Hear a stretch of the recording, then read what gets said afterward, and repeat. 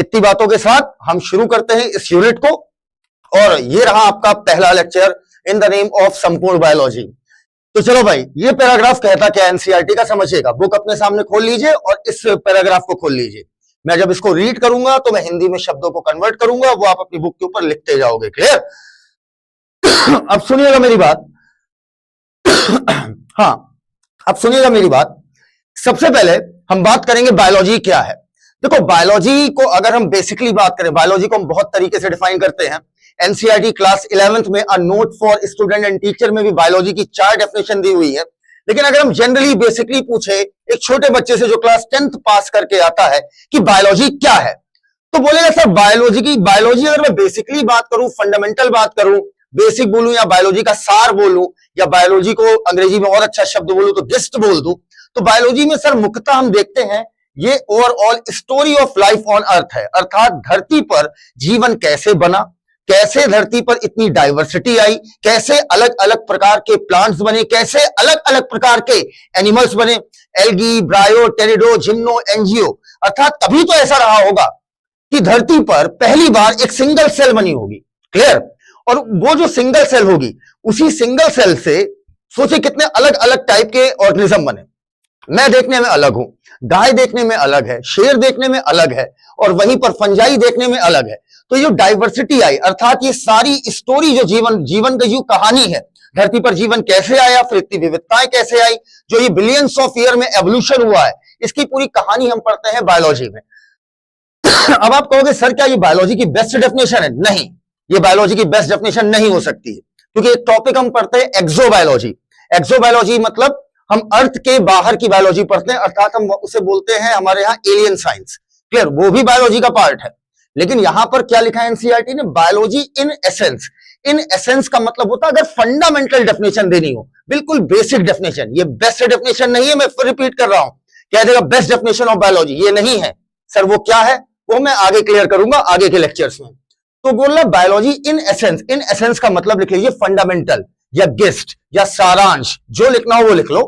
Biology को अगर हम बात करें, in essence is the story of life on अर्थ, अर्थात धरती पर जीवन की कहानी। कौन सी कहानी? पहली बार धरती पर जीवन कैसे आया, उस सेल से इतने डिफरेंट टाइप की सेल कैसे बनी, फिर सेल जुड़ जुड़कर टिश्यू कैसे बना, टिश्यू बनकर ऑर्गन बना, ऑर्गन सिस्टम बना, ऑर्गेनिज्म बने। अर्थात ये जो हम पूरा एक लेवल ऑफ ऑर्गेनाइजेशन पढ़ते हैं, फिर कैसे इतनी डाइवर्सिटी आई, ये सारी चीजें बेसिकली हम बायोलॉजी में पढ़ते हैं। बट याद रखना, this is not a perfect definition of biology. So biology in a sense मतलब fundamentally is the story of life on earth. अब समझना, जो अगली लाइन है उससे नीट में सवाल आया हुआ है। अब सुनना, लाइन मत देखो, पहले इधर देखो। देखो, अगर मैं आपसे कहूं इस यूनिट का नाम है रिप्रोडक्शन। क्लियर? अब रिप्रोडक्शन का महत्व अगर समझना हो तो ऐसे सोचो कि आज से संसार के जितने भी जीव जंतु हो, चाहे वो प्लांट हो, चाहे वो एनिमल्स हो, चाहे वो फंजाई हो, चाहे वो प्रोटिस्टा हो, मोनेरा हो, जितने भी आपके एनिमल्स हैं, जितने भी आपके प्लांट्स हैं, इन सब में रिप्रोडक्शन करने की पावर खत्म हो जाए, एकाएक मान लो अगर इनमें रिप्रोडक्शन करने की पावर खत्म हो गई, तो ट्रस्ट मी, अगर रिप्रोडक्शन नहीं होगा तो क्या जनरेशन आगे बढ़ेगी? अर्थात हम आखिरी अगर मान लो ह्यूमन की बात करो, हमारी रिप्रोडक्शन करने की कैपेसिटी खत्म हो जाए, तो हम होमो सैपियंस की आखिरी ब्रीड होंगे, या और अच्छा बोलिए हम आखिरी इंडिविजुअल होंगे। क्यों? क्योंकि रिप्रोडक्शन ही इकलौता ऐसा तरीका है जिसके माध्यम से हम अपनी जनरेशन बढ़ाते हैं। हमारे बच्चे होंगे, हमारे बच्चे के बच्चे होंगे, लेकिन अगर रिप्रोडक्शन स्टॉप हो जाएगा तो हम तो सर्वाइव कर जाएंगे भाई, लिविंग ऑर्गेनिज्म तो सर्वाइव कर जाएगा, लेकिन क्या हमारी स्पीसीज क्या वो कंटिन्यू धरती पर रहेगी? नहीं। अर्थात यही होमो सैपियन की हम लोग आखिरी इंडिविजुअल होंगे। अर्थात रिप्रोडक्शन एक ऐसा प्रोसेस है, एक ऐसा बेहतरीन प्रोसेस है जिसके माध्यम से कोई स्पीसीज धरती पर अपना अस्तित्व मेंटेन करती है, अपने एग्जिस्टेंस को बनाती है। और अगर रिप्रोडक्शन हटा दिया जाए तो हम क्या होंगे भाई? हम आखिरी इंडिविजुअल होंगे। इसीलिए कहते हैं कि एक इंडिविजुअल तो सर्वाइव कर सकता है विदाउट रिप्रोडक्शन, अर्थात 70 साल, 80 साल, 100 साल, लेकिन विदाउट रिप्रोडक्शन एक स्पीसीज धरती पर क्या फॉरएवर बनी रहेगी? नहीं। तो अगली लाइन एनसीईआरटी लिखती है व्हाइल इंडिविजुअल मतलब एक बंदा, अब तुम प्लांट ले लो, एनिमल ले लो, या कोई भी जानवर ले लो, व्हाइल इंडिविजुअल ऑर्गेनिज्म, एक इंडिविजुअल ऑर्गेनिज्म मरेगा। भाई हम तो मरेंगे, लेकिन स्पीसीज धरती पर रहेगी। भाई आज साहिल सिद्दीकी धरती पर है, कल को साहिल सिद्दीकी नहीं होगा। तो अगर साहिल सिद्दीकी नहीं होगा इसका मतलब ये थोड़ी होमोसेपियंस नहीं होंगे। भाई साहिल सिद्दीकी का बच्चा होगा, उसका बच्चा होगा, हमारी स्पीसीज एग्जिस्ट करेगी। किस वजह से? Just due to reproduction. यही सवाल आया था। वाइल इंडिविजुअल ऑर्गेनिज्म डाइज, अर्थात एक इंडिविजुअल मर सकता है, while individual organism dies without fail. Without fail कहने का मतलब बिना किसी शक के, लिख लो ऊपर, विदाउट फेल कहने का मतलब यहां पर है बिना किसी शक के। तो while individual organism die without fail, species continue to live. लेकिन स्पीसीज जो होमोसेपियन, जो मेरी स्पीसीज है, मैं मर सकता हूं, मैं एक इंडिविजुअल हूं, मैं मर सकता हूं, लेकिन मेरी स्पीसीज धरती पर मेंटेन रहेगी। किस प्रोसेस के थ्रू? रिप्रोडक्शन।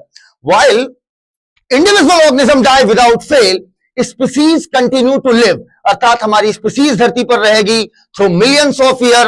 अर्थात मिलियंस ऑफ ईयर से तो हम हैं ही, और मिलियंस ऑफ ईयर से किस वजह से है?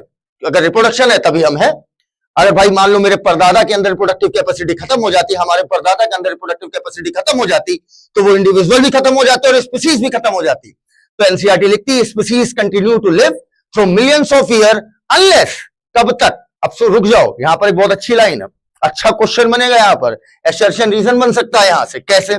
सुनना तुमसे कह देता हूं, मैं एक क्वेश्चन बोल रहा हूं कि अगर रिप्रोडक्शन करने का, स्टेटमेंट सुनना अच्छे से, अगर रिप्रोडक्शन करने की कैपेसिटी, क्या बोला? अगर रिप्रोडक्शन करने की कैपेसिटी किसी स्पीसीज में बहुत जबरदस्त है, मतलब उसकी रिप्रोडक्टिव फिटनेस, या हम बोल दें वैल्यू ऑफ आर।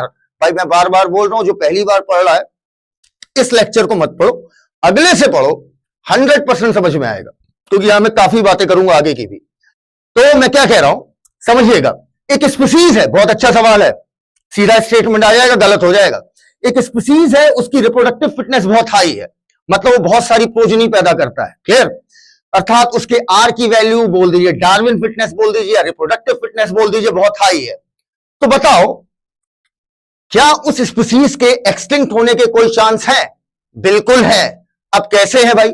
हो सकता है कोई ऐसा नेचुरल डिजास्टर आ जाए, कोई ऐसी प्राकृतिक तबाही आ जाए। प्राकृतिक तबाही बहुत प्रकार की आ सकती है, अभी मैं एग्जांपल दे दूंगा। या हो सकता है किसी प्रकार की मानव द्वारा, मतलब हम ऐसी कोई तबाही पैदा कर दें जिससे हमारी वजह से दूसरी स्पीसीज पर खतरा आ जाए। अच्छा, एक बात मैं यहां पर नोटिस कराना चाहूंगा, फिर क्वेश्चन को रिपीट करके, कि रिप्रोडक्टिव फिटनेस हाई होने का यह मतलब बिल्कुल नहीं होता कि वो स्पीसीज एक्सटिंक्ट नहीं होगी। ये बिल्कुल, हाँ ये बात सही है कि अगर आपकी रिप्रोडक्टिव फिटनेस हाई है तो आप कम समय में ज्यादा बच्चे पैदा करोगे, ज्यादा बच्चे पैदा करोगे तो वेरिएशन ज्यादा आएगा, वेरिएशन ज्यादा आएगा तो सीधी बात है, अगर मान लीजिए किसी प्रकार का नेचुरल डिजास्टर आता है या किसी प्रकार का नेचुरल चेंज आता है, तो हो सकता है आपके 100 बच्चे हों तो 100 में से हो सकता है आपके 90 बच्चे सरवाइव ना कर पाए, उस नेचुरल चेंज को झेल ना पाए, लेकिन जो बचे 10 हैं वो कहीं ना कहीं भाई 100 में 10 तो अडॉप्ट कर ही लेंगे, क्योंकि भाई सीधी बात है हम सेक्सुअल रिप्रोडक्शन से बने हुए हैं और सेक्सुअल रिप्रोडक्शन में वेरिएशन है। और वेरिएशन का मतलब ही हो गया कि वेरिएशन का मतलब हुआ कि लगातार लगातार भाई अगर किसी के 100 बच्चे होते हैं तो 100 वैरायटी के बच्चे पैदा होते हैं, अगर वो सेक्सुअल रिप्रोडक्शन से बन रहे हैं। मैं बार बार रिपीट कर रहा हूं, अब अगर 100 तरीके के बच्चे बन रहे हैं और इन्वायरमेंट में किसी प्रकार का चेंज होता है, सर चेंज कैसा आ सकता है? मान लो कंपटीशन का केस हो गया, मान लो एक्सेसिव प्रेडेशन का केस हो गया, मतलब प्रेडेशन, जो हमारा प्रेडेटर है वो काफी शक्तिशाली है, बहुत सारे लोगों को मार रहा है, तो 100 में से 10 तो अडॉप्ट कर ही लेंगे और वो 10 बच जाएंगे और हमारी स्पीसीज को बचा ले जाएंगे। क्लियर है बात? तो यहां पर मैंने क्वेश्चन जो पूछा था वो ये था कि रिप्रोडक्टिव फिटनेस हाई होने का मतलब क्या वो एक्सटिंक्ट हो ही नहीं सकती? बिल्कुल हो सकती है। अब कैसे हो सकती है समझना। मान लो एकाएक एनवायरनमेंट में भाई आपकी रिप्रोडक्टिव कैपेसिटी तो हाई है, लेकिन मान लीजिए एकाएक एनवायरनमेंट में ऐसा चेंज हुआ और इतना भयानक चेंज हुआ, मतलब एकाएक ड्रास्टिक चेंज हुआ कि 100 के 100 नहीं झेल पाए उसको, स्पीसीज क्या हो जाएगी? एक्सटिंक्ट। अब समझना, जो आपका एक्सटिंक्शन होता है, एक्सटिंक्शन मतलब किसी स्पीसीज का धरती से खत्म हो जाना। याद करिए डोडो जो मॉरिशस की थी, या स्टीलर सी काऊ हो गई। क्लियर? ये सब हम कहां पढ़ते हैं? बायोडाइवर्सिटी में पढ़ते हैं। स्टीलर सी काऊ हो गई, या आपकी डोडो हो गई, या आपका पैसेंजर पिजन हो गया, ये सब एक्सटिंक्ट हो गया धरती से। और इसके कई सारी वजह होती है, वो वजह हम बाद में डिस्कस करेंगे, लेकिन अगर मैं मोटी मोटी बात करूं तो एक्सटिंक्शन की यहां पर 2 वजह होती है। इधर देखिएगा गौर से अगर मैं बात करूं तो एक्सटिंक्शन की बेसिकली 2 वजह होती हैं। बोर्ड की तरफ देखना अच्छे से और समझना मेरी बात को। एक्सटिंक्शन मतलब धरती पर किसी भी स्पीसीज का खत्म हो जाना। ठीक है? एक्सटिंक्शन की बेसिकली 2 वजह होती हैं। या तो नेचुरल। सर नेचुरल वजह क्या हो सकती, नेचुरल वजह क्या हो सकती है? जो तुम्हारी वजह से ना हो बाकी सब नेचुरल है। जो हमारी वजह से ना हो, ह्यूमन को छोड़कर कोई भी और वजह हो। सर और वजह क्या हो सकती है? मान लो एक जंगल में जो शेर होता है, शेर की संख्या बहुत ज्यादा हो जाए तो सीधी बात है उस इकोसिस्टम से बकरी के खत्म होने के, एक्सटिंक्ट होने के चांसेस बढ़ जाएंगे। तो ये किस में आएगा? नेचुरल एक्सटिंक्शन में आएगा, जिसमें ह्यूमन ने किसी प्रकार की कोई भी खुरपेच ना की हो। अगर उस वजह से कोई स्पीसीज एक्सटिंक्ट हो रही तो क्या कहलाएगा? Natural extinction. क्लियर? अब अगला आता है एंथ्रो। पहले एंथ्रो का मतलब समझ लो क्या होता है। कभी भी ये वर्ड कभी भी ये वर्ड आप कहीं सुनो, ठीक है, एंथोजेनिक एक्शन या एंथोजेनिक एक्सटिंक्शन। एंथो का मतलब होता है रिलेटेड टू ह्यूमन और जेनिक का मतलब होता है प्रोड्यूसिंग। अब कहने का यह मतलब क्या हुआ कि अगर हमारी वजह से कोई स्पीसीज एक्सटिंक्ट हो रही है तो इस तरीके के एक्सटिंक्शन को हम बोलते हैं एंथ्रोजेनिक एक्सटिंक्शन। क्लियर? अगर नेचुरली हो रही है, सर नेचुरली को और थोड़ा डिफाइन करो ना भैया। यहां पर नेचुरली कहने का मतलब है ह्यूमन के अलावा किसी भी वजह से एक्सटिंक्शन हो रहा हो। टेम्परेचर का बढ़ जाना, सॉइल का टॉक्सिक हो जाना, किसी स्पीसीज में प्रेडेशन करने की ताकत बढ़ जाना, अर्थात किसी भी तरीके से ह्यूमन छोड़कर, मानव को छोड़ दीजिए, मानव के अलावा किसी वजह से कोई भी स्पीसीज एक्सटिंक्ट होती है, लिख लेना इसको। ह्यूमन को छोड़कर मानव के अलावा किसी भी वजह से अगर कोई स्पीसीज एक्सटिंक्ट होती है तो इस प्रकार का एक्सटिंक्शन कहलाता है नेचुरल एक्सटिंक्शन। और अगर हम उसकी वजह है, हमारी वजह से एक्सटिंक्शन हो रहा है तो ये कहलाएगा एंथ्रोजेनिक एक्सटिंक्शन। क्लियर? एंथो का मतलब क्या हो जाता है? ह्यूमन। सर एंथ्रोजेनिक एक्सटिंक्शन का एक एग्जांपल दे रहा हूं।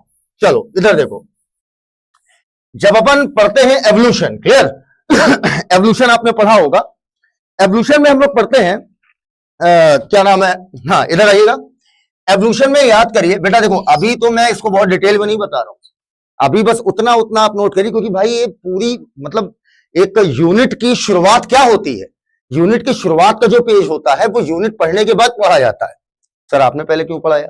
भैया मैं पहले मना कर रहा हूं, जिन्होंने ये यूनिट पूरी नहीं पढ़ी रिप्रोडक्शन की, वो ये नहीं, वो नेक्स्ट लेक्चर से कंटिन्यू करेंगे। तो इस लेक्चर को कब देखें? आफ्टर कंप्लीटिंग द यूनिट, या पूरी यूनिट पढ़ लो। क्लियर? तो अब इधर बोर्ड की तरफ देखिएगा मन से एकदम, मैं कुछ दिखाता हूं। एक एंथ्रोजेनिक एक्सटिंक्शन की बात कर रहा हूं, मतलब यहां एक्सटिंक्शन किसकी वजह से हुआ? नेचुरली या हमारी वजह से? एंथ्रो का मतलब ही क्या हो जाता है? हमारी वजह से, ह्यूमन की वजह से। अब एक कंट्री था, उसका नाम है इंग्लैंड, ठीक, सुना होगा आपने। इंग्लैंड की एक कहानी सुनाता हूं, इधर देखिएगा। इंग्लैंड की आपको एक कहानी सुनाता हूं। हाँ, इंग्लैंड में क्या हुआ बेटा? इंग्लैंड में हुआ कुछ यूं कि, हाँ ये हो गया ब्लैक। अब आओ, होता क्या था बेटा वहां पर, जैसे मान लो मैं ये आपके लिए बना दे रहा हूं एक पेड़, ठीक, आओ ये मान लो कोई प्लांट है, ठीक है, प्लांट का ये तना है, अच्छे से देखिएगा इस प्लांट के तने को, ठीक। मैं बात कर रहा हूं लगभग 1850s की, 1850 के दशक की। 1850 नहीं बोल रहा हूं, 1850 के मैं दशक की बात कर रहा हूं, ठीक है। 1850 का जो दशक था, इस समय इंग्लैंड में इंडस्ट्रीज नहीं लगी थी, अर्थात इंग्लैंड भी बहुत डेवलप नहीं था, इंडस्ट्रीज वगैरह नहीं था, उद्योगीकरण नहीं हुआ था, जिसे हम बोलते हैं इंडस्ट्रियलाइजेशन। अर्थात जब इंडस्ट्रीज बहुत तेजी से लगी तो उस एरा को, उस पीरियड को हम बोलते थे इंडस्ट्रियलाइजेशन। तो ये जो पीरियड है 1850 का, ये पीरियड था प्री इंडस्ट्रियलाइजेशन का। आपने पढ़ा होगा इसे एवोल्यूशन में, है ना। प्री इंडस्ट्रियलाइजेशन मतलब क्या हुआ बेटा कि इंडस्ट्रीज बहुत ज्यादा नहीं लगी थी, और जब इंडस्ट्रीज बहुत ज्यादा नहीं लगी थी तो पोल्यूशन, ये मत बोलिएगा पोल्यूशन नहीं था, ये कहना गलत हो जाएगा कि पोल्यूशन नहीं था, पोल्यूशन था। क्योंकि पोल्यूशन का सिर्फ कारण इंडस्ट्रीज नहीं होती, मेजर कारण होता है इंडस्ट्रीज। भाई घर में खाना भी तो बनता था, उससे भी तो पोल्यूशन क्रिएट होता है। हाँ, लेकिन अगर प्री इंडस्ट्रियलाइजेशन का समय था तो सीधी सी बात है पोल्यूशन बहुत कम रहा होगा। अब अगर पोल्यूशन रहा होगा कम, ठीक, समझिएगा, तो आप पढ़ते हैं NCERT class 11 chapter number 2। Chapter number 2 में लास्ट पैराग्राफ हम पढ़ते हैं लाइकन, क्लियर। और वहां पर पढ़ते हैं कि लाइकेन जो होता है वो पोल्यूशन बिल्कुल बर्दाश्त नहीं कर पाता, अर्थात पोल्यूटेड जगहों पर लाइकेन नहीं रह पाते। लेकिन बताइए, प्री इंडस्ट्रियलाइजेशन का समय और जगह का नाम है इंग्लैंड, ठीक है। प्री इंडस्ट्रियलाइजेशन समय में अगर हम बात करें इंग्लैंड की, अर्थात 1850 के दशक की, तो पोल्यूशन कम था। लाइकेन कम पोल्यूशन में उगेगा कि ज्यादा? कम पोल्यूशन में, अर्थात लाइकेन ज्यादा पोल्यूशन नहीं झेल सकता। तो यहां पर हम लोग पढ़ते थे, याद करिए, एवोल्यूशन में।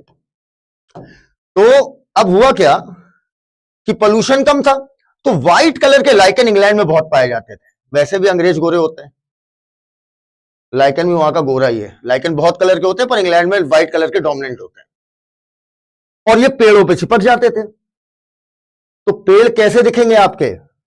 व्हाइट कलर के, है ना। पेड़ कैसे दिखेंगे आपको? व्हाइट कलर के। भाई तना तो ब्राउन ही होता था, ब्लैकिश ब्राउन, लेकिन तने के ऊपर व्हाइट कलर का लाइकेन चिपक जाता था क्योंकि पोल्यूशन बहुत कम था। अब हुआ क्या, 1850 से लेकर 1920 के बीच में बहुत सारी इंग्लैंड में इंडस्ट्रीज ओपन हो गई, बहुत सारी इंडस्ट्रीज ओपन हो गई। अब बहुत सारी इंडस्ट्रीज जब ओपन हो गई तो 1920 में फिर वैज्ञानिकों ने वहां पर जानना चाहा कि हाँ भाई इस समय क्या क्या हालात चल रहे हैं इंग्लैंड के, क्या कुछ अंतर आया है? अंतर आया था, क्योंकि 1850 से 1920 के बीच में, अर्थात 1850 से 1920 के बीच में हुआ ये बेटा कि इंडस्ट्रीज बहुत ज्यादा लग गई और इस वजह से इसे बोलते हैं पोस्ट। पोस्ट का मतलब ही हमें पता है बाद में, पोस्ट इंडस्ट्रियलाइजेशन पीरियड इसे बोला हमने, क्लियर। अब प्री इंडस्ट्रियलाइजेशन में क्या था? पोल्यूशन कम क्योंकि इंडस्ट्रीज नहीं थी। लेकिन प्री और पोस्ट के बीच में, अर्थात 1850 से 1920 के बीच में हुआ क्या, पोल्यूशन बहुत ज्यादा हो गया क्योंकि इसी दौरान इंडस्ट्रीज लगी। तो भैया पोल्यूशन अगर ज्यादा हो गया तो पोल्यूशन इतना ज्यादा हो गया, इतना धुआं, इतना धुआं, इतना सूट, इतनी कालिख वहां की हवा और वातावरण में थी कि लाइकेन सरवाइव नहीं कर पाए। और जो पेड़ कभी सफेद लाइकेन से बिल्कुल सफेद लाइकेन होने की वजह से बिल्कुल सफेद दिखता था, अब वो कालिख जाकर चिपक कर इसी पेड़ को क्या कर दी? बिल्कुल काला, बिल्कुल ब्लैक, अर्थात बिल्कुल काला दिखता था। अब अल्टीमेटली यहां तक तो आपको बात समझ में आ गई। अच्छा, अब आप पहले मुझे एक बात बताओ, इंडस्ट्रीज लगाई किसने? हमने। इंडस्ट्रीज लगाई किसने? हमने। तो यहां पर हम एक एग्जांपल देखें, लाइकेन के इंग्लैंड से एक्सटिंक्ट होने की वजह कौन था? मैं इसको आगे नहीं बढ़ाऊंगा, मैं मौत तक नहीं ले जाऊंगा, परेशान मत हो, वो बातें हम बाद में करेंगे। डार्क विंग, मेलेनिक मौत, लाइट विंग, ये सब अभी बात नहीं करेंगे, बस इतना देखो। अर्थात लाइकेन के ऊपर फर्क किसका पड़ा? पोल्यूशन का। पोल्यूशन बढ़ा किसकी वजह से? ह्यूमन। तो लाइकेन इंग्लैंड में लगभग एक्सटिंक्ट हुए किसकी वजह से? नेचुरली हो गए। इंडस्ट्रीज नेचुरली लग गई कि हमने लगाई। इस एक्शन को हम बोलते हैं एंथ्रोजेनिक एक्शन, अर्थात एंथ्रोजेनिक एक्सटिंक्शन, या एंथ्रोजेनिक एक्शन भी बोल लो आप। अर्थात यहां पर एक्सटिंक्शन किसकी वजह से हुआ? ह्यूमन की वजह से। तो हम यहां पर कह सकते हैं भाई, यहां पर एनसीईआरटी ने जो लाइन लिखी है, अब मैं फिर डिफाइन करूंगा, पढ़िएगा सही से। एनसीईआरटी लिखती है, कहती व्हाइल इंडिविजुअल ऑर्गेनिज्म डाई, बेटा इसी को बोलते हैं एनसीईआरटी को एक्सप्लेन करना, है ना। यहां पर हर एक लाइन इतनी गहरी लिखी होती है कि आपको उसे समझना पड़ता है। एनसीईआरटी का ये मतलब बिल्कुल नहीं होता है उठाओ एनसीईआरटी और बस पढ़ते चले और एनसीईआरटी समझ में आ गई। ऐसे एनसीईआरटी कभी नहीं आती बेटा, है ना। ऐसे एनसीईआरटी पढ़ना हो तो आजकल बहुत सारे गूगल ऐप्स चल रहे हैं, उनको एनसीईआरटी सुना देगी तुम्हें। सुन लो एनसीईआरटी। एनसीईआरटी सुननी नहीं होती है, पढ़नी नहीं होती, समझनी होती है। अर्थात यहां से कौन कौन से क्वेश्चन बनेंगे अभी मैं तुम्हें दिखाता हूं। अब आगे देखो, व्हाइल इंडिविजुअल ऑर्गेनिज्म डाई, एक इंडिविजुअल ऑर्गेनिज्म मर सकता है विदाउट फेल, अर्थात बिना किसी शक के मौत सबको आनी है। स्पीसीज कंटिन्यू टू लिव, अर्थात एक स्पीसीज जिंदा रहेगी थ्रू मिलियंस ऑफ ईयर तक, अनलेस, कब तक? ये नहीं कि रिप्रोडक्शन है तो तुम जिंदा ही रहोगे, डायनासोरस के पास भी रिप्रोडक्शन था, एक्सटिंक्ट हो गया ना। अनलेस, कब तक? थ्रेटेंड का मतलब खतरा, थ्रेटेंड बाय नेचुरल एक्सटिंक्शन अगर ना हो जाए उसका, या एंथ्रोपोजेनिक, एंथ्रोपो मतलब क्या हो गया बेटा? ह्यूमन, जेनिक मतलब पैदा करने वाला, अर्थात ह्यूमन के द्वारा अगर एक्सटिंक्शन ना हो या नेचुरल एक्सटिंक्शन ना किया जाए तो अगर रिप्रोडक्शन है तो स्पीसीज आजीवन तक रहेगी। तो यहां से मैंने बता दिया सवाल क्या बनेगा, क्लियर। अर्थात इतनी बातों से हम समझ सकते हैं कि हम कह सकते, इस पे एक असर्शन रीजन बनेगा, मैं अभी दिखाऊंगा आपको क्या एआर बन सकता है। मैं बना के लाया हूं, अभी दिखाता हूं मैं आपको। तो मैं इतनी बातों से कह सकता हूं, अगर ऊपर वाली बात असर्शन है तो रीजन देखिए कितना जबरदस्त बनता है। हम कह सकते हैं रिप्रोडक्शन एक वाइटल प्रोसेस है। वाइटल का मतलब अति महत्वपूर्ण प्रोसेस है, तभी कोई स्पीसीज धरती पर एग्जिस्ट कर सकती है। Reproduction become a vital process without which, बगैर रिप्रोडक्शन के, बगैर इसके species can not survive. Species survive नहीं कर पाएगी फॉर लॉन्ग। फॉर लॉन्ग क्या, अगर आज रिप्रोडक्टिव कैपेसिटी खत्म हो गई, 30-40 साल अपन जिएंगे फिर मर जाएंगे, स्पीसीज खत्म। इसीलिए कह रहा है कि स्पीसीज तुरंत नहीं खत्म होगी।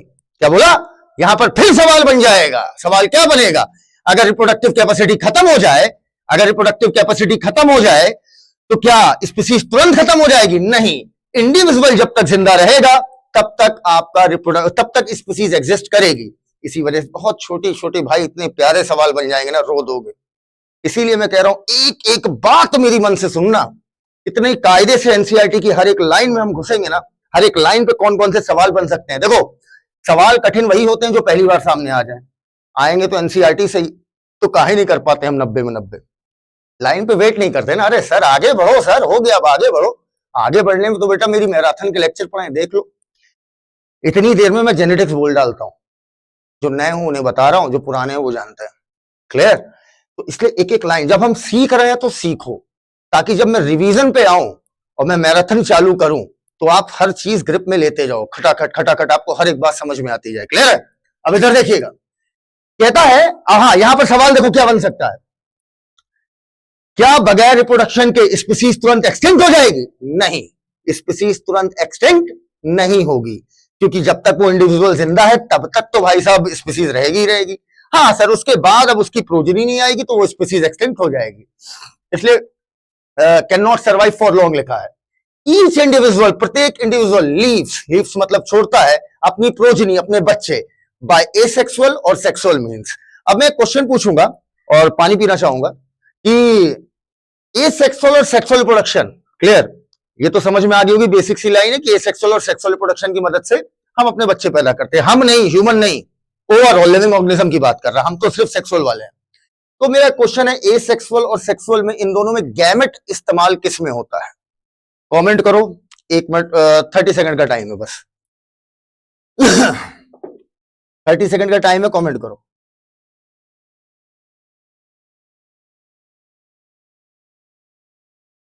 एसेक्सुअल या सेक्सुअल में, पता नहीं कमेंट, हाँ एसेक्सुअल या सेक्सुअल में, जल्दी बताइए।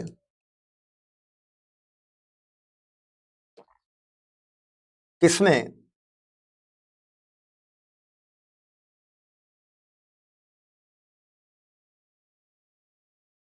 एसेक्सुअल या सेक्सुअल रिप्रोडक्शन में, किसमें?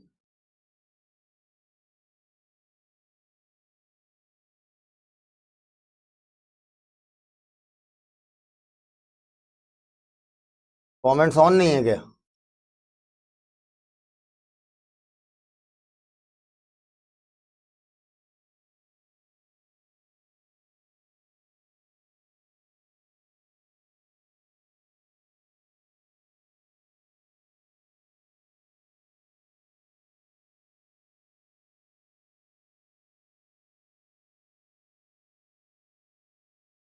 शायद बेटा कमेंट मुझे दिख नहीं रहा है, या मैं ऑन कर नहीं पा रहा हूँ, कुछ भी हो सकता है।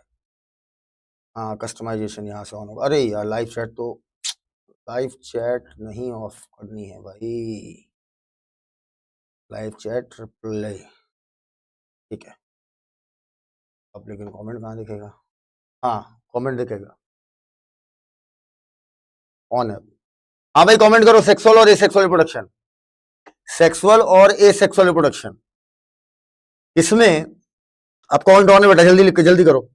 सेक्सुअल और एसेक्सुअल रिप्रोडक्शन, इन दोनों में किसमें आपका गैमेट का यूज होगा? गैमेट किसमें यूज हो सकता है?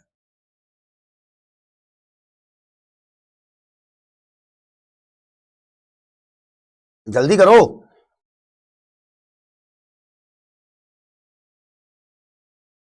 कमेंट्स ऑन है भैया। एसेक्सुअल या सेक्सुअल रिप्रोडक्शन में इसमें, हाँ जल्दी कमेंट करो फिर मैं आगे पढ़ाऊं, रुको नहीं बिल्कुल भी। जल्दी आओ।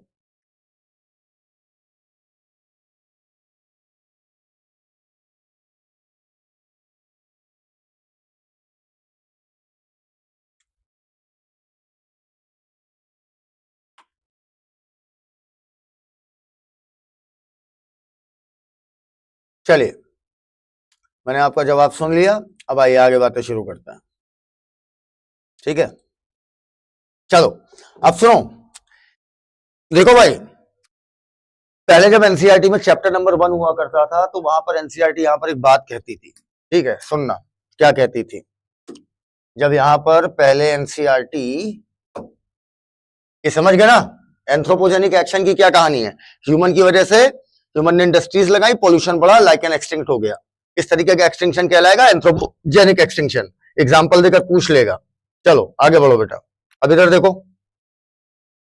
हाँ देखो, पहले क्या होता था बेटा, हम पढ़ते थे कि जो रिप्रोडक्शन होता है, एक वो 2 प्रकार का होता है। ठीक है, रिप्रोडक्शन 2 प्रकार का होता है। एक कहलाता है एसेक्सुअल और एक कहलाता है सेक्सुअल। ठीक है, देखो एसेक्सुअल को ऊपर ऊपर से सुनिएगा, बाकी बाद में घुसेंगे। अभी तो हम यूनिट की समरी, चैप्टर की समरी नहीं, यूनिट की समरी डिस्कस कर रहे हैं, इसलिए बातें खूब हो रही हैं। एसेक्सुअल रिप्रोडक्शन में कहते थे हम विद और विदाउट इन्वॉल्वमेंट ऑफ गैमेट, अर्थात गैमेट इन्वॉल्व हो भी सकता है और नहीं भी हो सकता है। सर कैसी बात कर रहे हो आप, तो फिर सेक्सुअल रिप्रोडक्शन में फिर हम इन दोनों को डिफरेंस कैसे बताएंगे। इन्वॉल्वमेंट ऑफ गैमेट दोनों में हो सकता है, नहीं सेक्सुअल में तो गैमेट का इन्वॉल्वमेंट होना ही होना है। क्वेश्चन को सही से समझना, मैंने क्या बोला, सेक्सुअल में गैमेट इन्वॉल्व होगा ही होगा। क्वेश्चन अगर पूछे किसमें गैमेट 100% इन्वॉल्व होगा ही होगा, कंफर्म है कि अगर गैमेट इन्वॉल्व नहीं हुआ तो रिप्रोडक्शन नहीं हो सकता, तब आंसर आप लगा दो सेक्सुअल। लेकिन अगर पूछता है गैमेट इन्वॉल्वमेंट किसमें हो सकता है, तो हो तो दोनों में सकता है, ये विद और विदाउट है, अर्थात हो भी सकता है और नहीं भी। इसमें 100% गैमेट का इन्वॉल्वमेंट होगा। तो फिर डिफरेंस दोनों में अगर पूछा जाए तो हम क्या पकड़ेंगे, गैमेटिक फ्यूजन, अर्थात गैमेट का फ्यूज होना वो सिर्फ सेक्सुअल में होगा, एसेक्सुअल में नहीं होगा। क्लियर, अर्थात सर एक केस बताओ ना जिसमें एसेक्सुअल हो, गैमेट बनता हो लेकिन रिप्रोडक्शन एसेक्सुअल हो। पार्थिनोजेनेसिस, हम पहले पढ़ते थे पार्थिनोजेनेसिस, जिसमें फीमेल गैमेट अकेले डिवाइड करके बच्चा बना लेता था। तो बच्चा तो बना, बच्चे का तो प्रोडक्शन हुआ, अर्थात रिप्रोडक्शन तो हुआ, लेकिन अकेला फीमेल गैमेट क्या करता था बेटा, बच्चा पैदा कर लेता था। तो बच्चा बना, बच्चे में डेवलप हो जाता था।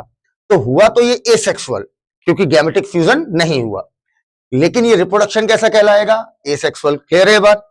अब गैमेट अगर फ्यूज हुआ तो ये कंफर्म है कि वो रिप्रोडक्शन क्या कहलाएगा, आपका सेक्सुअल। क्लियर, तो वहीं पर एनसीईआरटी जनरल बात लिख रही है कि हम बच्चे पैदा करते हैं, सेक्सुअल और एसेक्सुअल दोनों। अब हम आगे बढ़ते हैं, इधर देखना। अब कहता है sexual mode of reproduction enables creation of new variant. यहां पर सवाल सुनो क्या बन सकता है, पूछेगा, कहेगा कि सेक्सुअल मोड ऑफ रिप्रोडक्शन है अलग, अगर सुनिएगा अच्छे से मेरी बात, कहेगा अगर सेक्सुअल मोड ऑफ रिप्रोडक्शन है तो ये बताइए कि सेक्सुअल रिप्रोडक्शन में वेरिएशन होता है क्या, एसेक्सुअल में वेरिएशन होता है। कमेंट फिर ऑन करूंगा और देखूंगा आपने अभी तक साल भर में कितनी पढ़ाई करी है और क्या करी है। वेरिएशन किसमें होगा, सेक्सुअल की एसेक्सुअल। कमेंट सेक्शन दोबारा ऑन, वेरिएशन किसमें होगा, एसेक्सुअल या सेक्सुअल, जल्दी बताइएगा बेटा, कमेंट तेज किया करिए, 30 सेकंड से ऊपर टाइम नहीं दूंगा। वेरिएशन किसमें होगा, एसेक्सुअल की सेक्सुअल, जल्दी बताइए वेरिएशन किसमें होगा, बताइए वेरिएशन किसमें होगा। कमेंट सेक्शन ऑन है, बोलिए।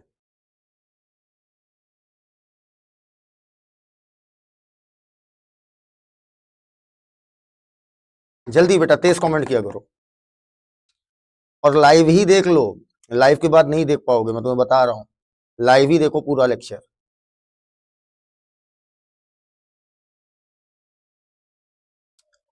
जल्दी जल्दी।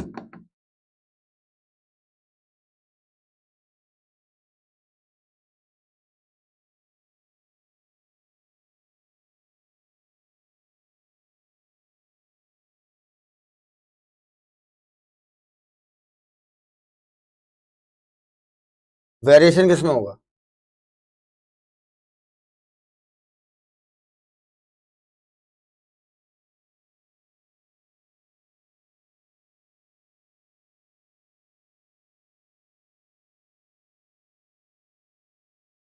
फायर ड्रैगन बीजीएम,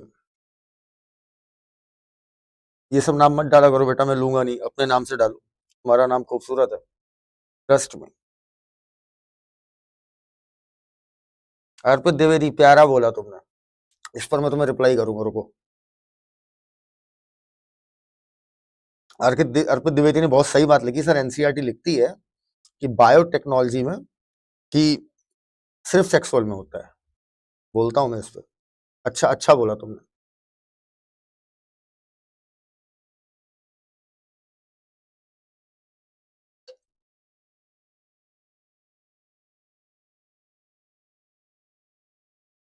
चलिए,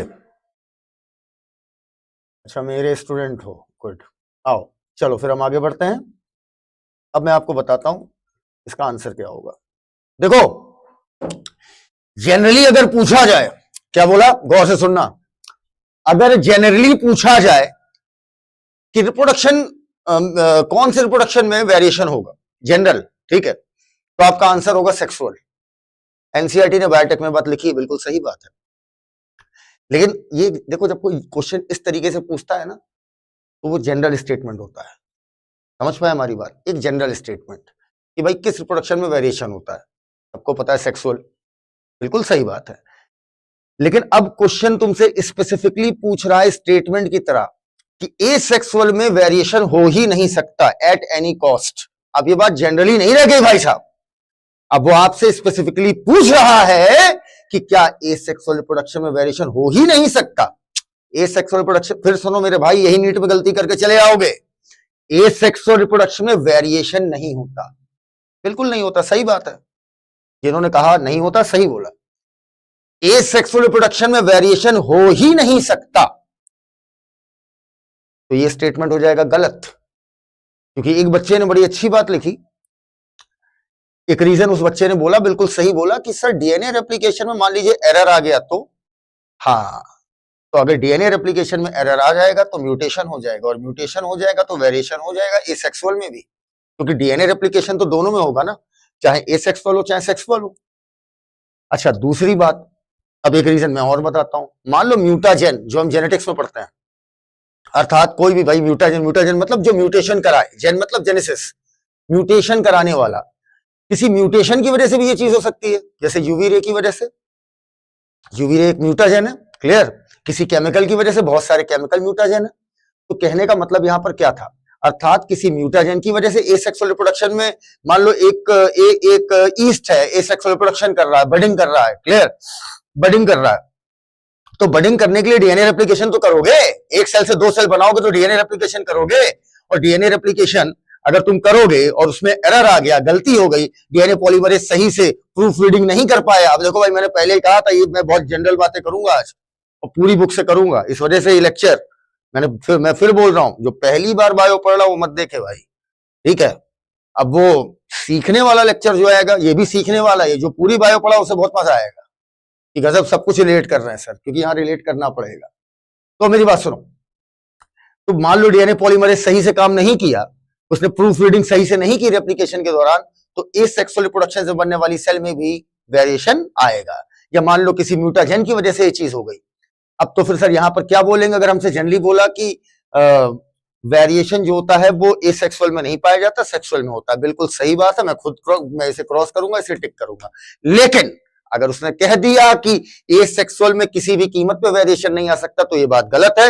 रीजन हो सकता है म्यूटाजेन, या डीएनए रेप्लिकेशन के दौरान पॉलीमरेज प्रूफ रीडिंग ढंग से ना करे, क्लियर। तो चलिए, काफी चीजें सीखने को मिल रही, बहुत छोटी छोटी गलतियां मैं आपकी नोटिस करा रहा हूं, और इसके बाद जब असर्शन रीजन लगाओगे तब मजा आएगा। तो कहता है कि sexual mode of reproduction enable, एक बहुत अच्छी बात यहीं पर सिखाने वाला हूं, सही से देखना। Sexual mode of reproduction enables अर्थात अलाउ करता है क्रिएशन ऑफ न्यू वेरिएंट, अर्थात वेरिएशन आमतौर पर सेक्सुअल में ही पाया जाता है, सही बात है। सो दैट वेरिएशन ज्यादा होगा, तो अभी अभी मैंने आते ही क्या बोला था, वेरिएशन ज्यादा वैरायटी की अगर आपके इंडिविजुअल्स होंगे, अगर क्लाइमेटिक चेंज हो, चाहे एंथ्रोपोजेनिक चेंज हो, ह्यूमन की वजह से चेंज हो, या मान लो नेचुरल चेंज हो, क्लियर, उस चेंज में 100 में कोई 10 या कोई 2 तो झेल ही लेंगी ना यार, सीधी बात है। वेरिएशन ज्यादा है, किसी ना किसी में तो वो जेनेटिक फीचर आया ही होगा, वो जीनोटाइप आया ही होगा जो उस एनवायरमेंट के लिए अडेप्टेड हो। तो वही कह रहा है सेक्सुअल प्रोडक्शन में वेरिएशन ज्यादा तो सर्वाइव करने के चांसेस भी क्या हो जाएंगे, ज्यादा। क्लियर। अब ये यूनिट क्या एक्सप्लेन करती है, ये बातें आप काट सकते हो, अर्थात ये बातें हमें यहां बिल्कुल भी नहीं पढ़नी है कि ये यूनिट क्या बताती है, बस यहीं तक आपके काम का है। तो यहां पर एक ऐसे डंडा खींच लो ऐसे ऐसे करके, और ये 5 लाइनें बिल्कुल मत पढ़िए, और इस तरीके से ये बात हो गई खत्म। अब मैं एक बात आपसे अभी कहा था, मैं एक बड़ी प्यारी चीज सिखाऊंगा यहीं से, इधर देखना, और इसको आप जरूर अपनी बुक में नोट करिएगा जो मैं अब बोलने जा रहा हूं। जब हम एनसीईआरटी पेज नंबर 126 पढ़ते हैं, 11th NCERT, clear, 11th NCERT page number 126 पर हमें पढ़ाती है मियोसिस सेकंड। मियोसिस सेकंड पर वहां पर हमारी आती है एक स्टेज, याद करिए, crossing over. Clear, crossing over याद है जहां पर होमोलोगस क्रोमोसोम्स। अब भाई देखो यार, ये जो मैं बोल रहा हूं ना, जो मुझसे पढ़ा है वो जानता है, ये साहिल सर कैसे इतना सब मिला दे रहे हैं। सब मिला नहीं रहा हूं, जो पढ़ा हुआ है वो इस यूनिट का गेस्ट ले, कि यूनिट की समरी के, हम चैप्टर नहीं, हम यूनिट की समरी की बात कर रहे हैं बड़े भाई। क्लियर, यहां आपको हवा नहीं लगेगी। हाँ, अब जहां से पंचानन महेश्वरी चालू होंगे वहां से आपको फिर समझ लो सब कुछ समझ में आएगा, चाहे आप क्लास 8 में क्यों ना पढ़ते हो। क्लियर। अब आओ इधर देखो, तो हम बात कर रहे थे, याद करिए, क्रॉसिंग ओवर। क्रॉसिंग ओवर में हम लोग क्या देखते थे, होमोलोगस क्रोमोसोम्स। अब क्या होते हैं होमोलोगस क्रोमोसोम, वो सब नहीं बताऊंगा अभी, ठीक। होमोलोगस क्रोमोसोम में क्या होता है, याद करो, ऐसे करके अपन पढ़ते थे ना कि इधर का जीन उसके होमोलोगस पे जाएगा, होमोलोगस पेयर का जीन उसके होमोलोगस पे जाएगा। क्लियर, अर्थात क्रोमैटिड्स के बीच में एक्सचेंज ऑफ जेनेटिक मटेरियल। भाई सीधी बात है कि अगर हम बात करें कि सेक्सुअल रिप्रोडक्शन में वेरिएशन क्यों होता है, क्लियर, यहां पर ऐसे बनाओ, या ऐसे बनाओ कि वाई एक क्वेश्चन बना लो, बहुत अच्छा क्वेश्चन है, वेरिएशन ऑकर्स, चलो अच्छा लिख दे रहे हैं, वाई वेरिएशन, क्यों वेरिएशन आता है सेक्सुअल रिप्रोडक्शन में, वाई वेरिएशन ऑकर्स, अर्थात मैं अलग दिखता हूं, मेरा भाई अलग दिखता है, मैं अपनी मम्मी से अलग दिखता हूं, मेरी मम्मी मुझसे अलग दिखती है, यही वेरिएशन है। Why variation occurs in sexual reproduction, सही से समझिएगा, इन सेक्सुअल रिप्रोडक्शन ठीक, सही से समझना अच्छे से। Class 11th NCERT page number 126 crossing over की बात करती है।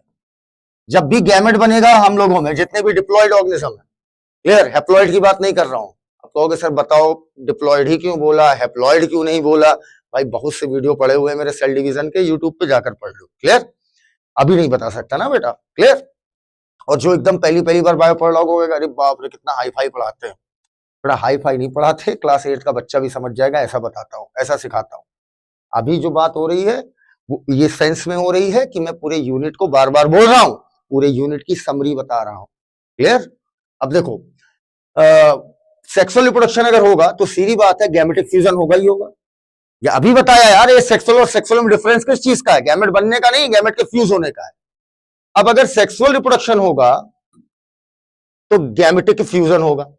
अब गैमेट फ्यूज कराने के लिए गैमेट को पहले प्रोड्यूस तो करोगे, जब गैमेट बनेगा नहीं तो फ्यूज कैसे होगा, तो भैया गैमेट का क्या होगा, प्रोडक्शन। सेक्सुअल प्रोडक्शन में गैमेटिक फ्यूजन कराना, और गैमेट फ्यूज कराने के लिए, मेल और फीमेल गैमेट को फ्यूज कराने के लिए गैमेट का प्रोडक्शन करना पड़ेगा। भैया हम क्या है, हैप्लॉइड के डिप्लॉइड हम है 2n, और गैमेट हमारा क्या होता है, n। यहां तक बात समझ में आ गई। Gamete are invariably haploid, gamete चाहे किसी भी ऑर्गेनिज्म का हो, चाहे वो मोनेरा हो, चाहे वो प्रोटिस्टा हो, फंजाई हो, कोई भी हो भाई, हैप्लॉइड ऑर्गेनिज्म हो चाहे डिप्लॉइड ऑर्गेनिज्म हो, गैमेट अगर होगा तो हमेशा हैप्लॉइड ही होगा। याद करो, एल्गी और ब्रायो हैप्लॉइड थे, टेरिडोजिम्नो और एंजियो क्या थे, डिप्लॉइड थे। प्रोटिस्टा जितने भी होते हैं वो क्या होते हैं, हैप्लॉइड होते हैं। फंजाई जो होते हैं वो क्या होते हैं, आपके हैप्लॉइड होते हैं। क्लियर।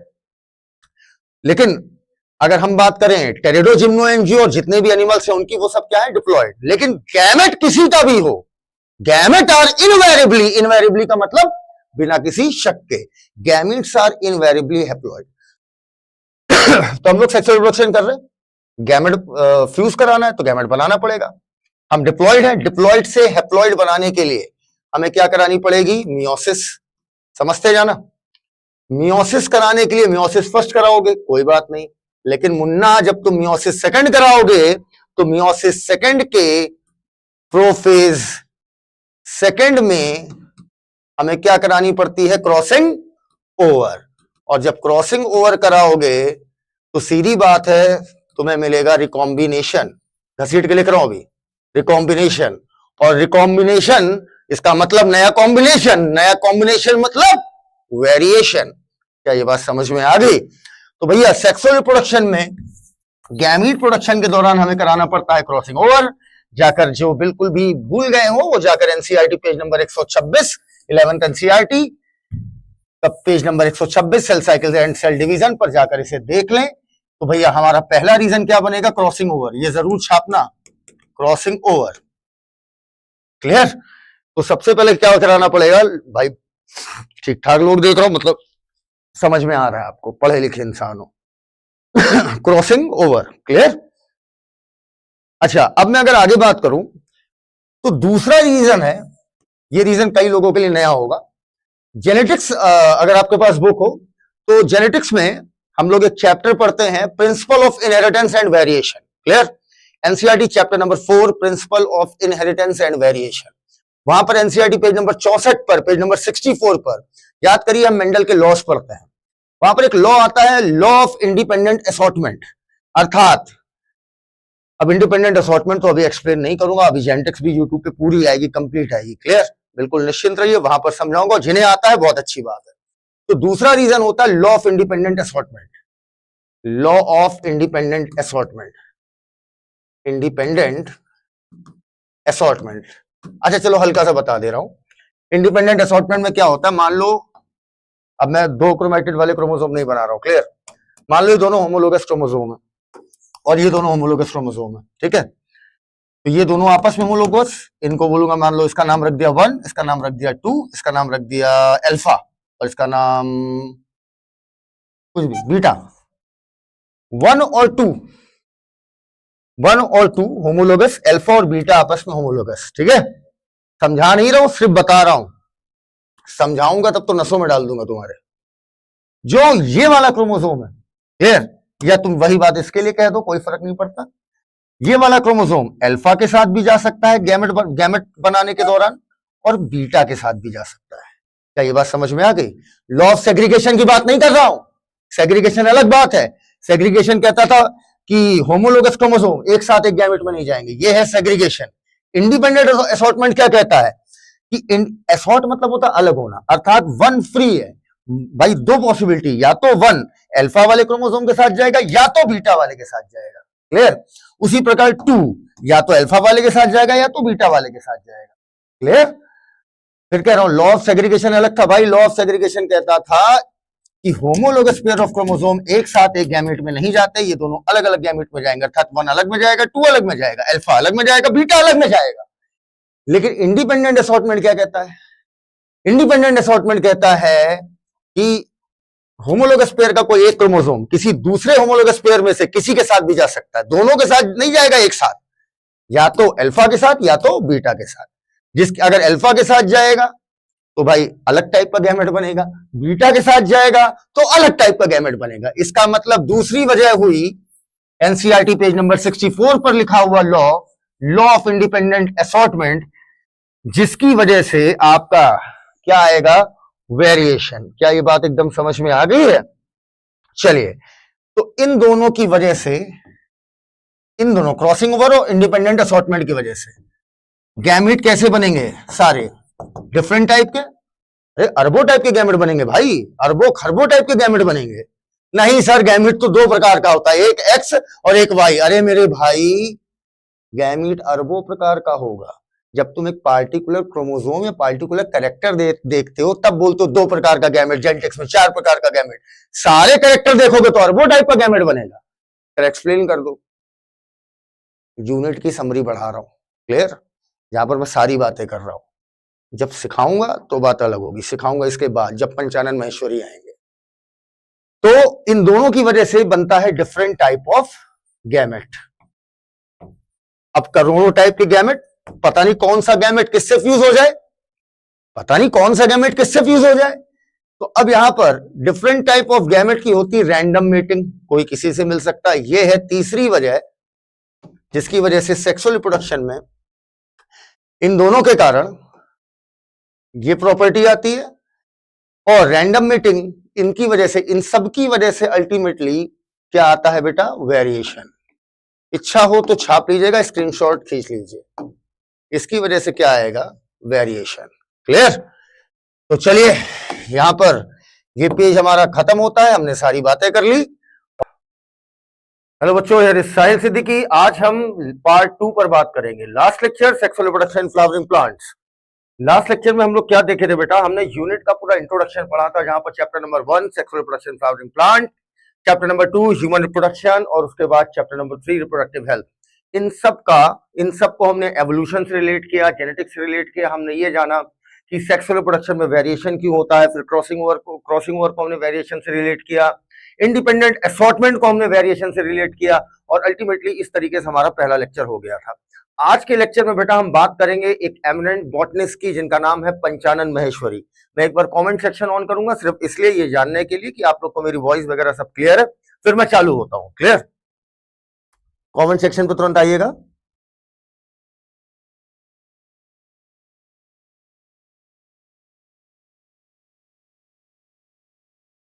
वॉइस वगैरह सब क्लियर है बेटा?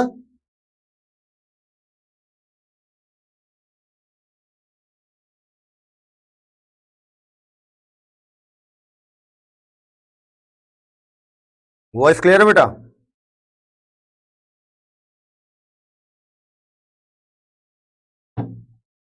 बेटा कमेंट कीजिए जल्दी। वॉइस क्लियर है? वॉइस क्लियर है? वो कहां से आएगा बेटा? कमेंट सेक्शन ऑन है, जल्दी से बताइए वॉइस क्लियर है, फिर मैं चालू हो जाऊं।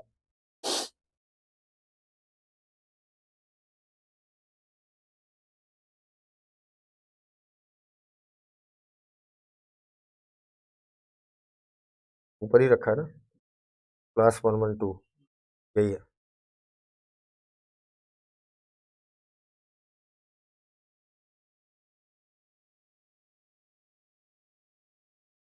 चलिए फिर ठीक है, तो अभी कमेंट सेक्शन ऑफ करते हैं, इसके बाद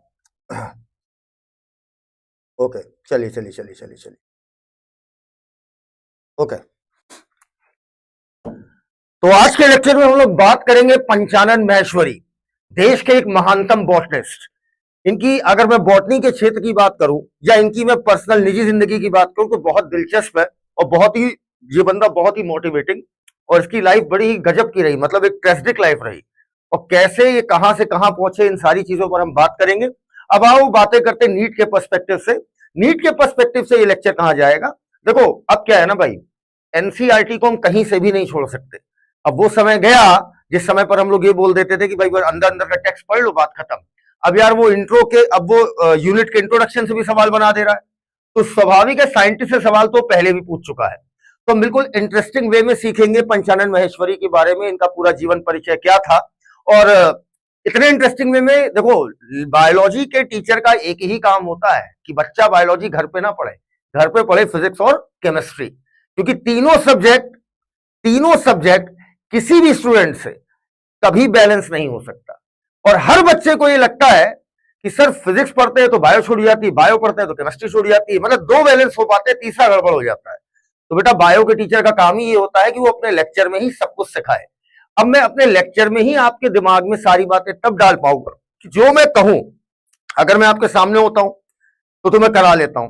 अब आप घर पे हो, बात मेरी मानो ना मानो, देखो मानोगे तो आपका भला होगा, नहीं मानोगे तो तुम जान रहे हो तुम फिर आओगे, तो बेटर है अभी मान लो और अच्छे से बायो सीख के नीट निकाल लो।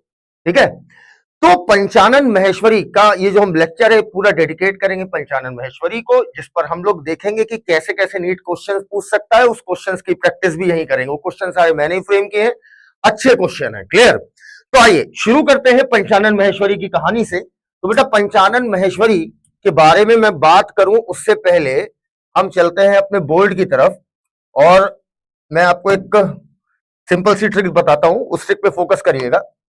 चलो, और ऐसे ही आप अपनी इस पेज पर जो पंचानन महेश्वरी वाला पेज है, ऐसे ही उस पेज पर भी आप पी को बनाइएगा। पंचानन की स्पेलिंग किससे शुरू होती है? पी से। देखो मैं कुछ लिख रहा हूं, ठीक, मैंने स्टाइलिश सा पी बनाया है, इधर देखिएगा। अब गौर से देखो, गौर से देखना इसको। आपको जो मैंने पी बनाया है, पी में आपको एक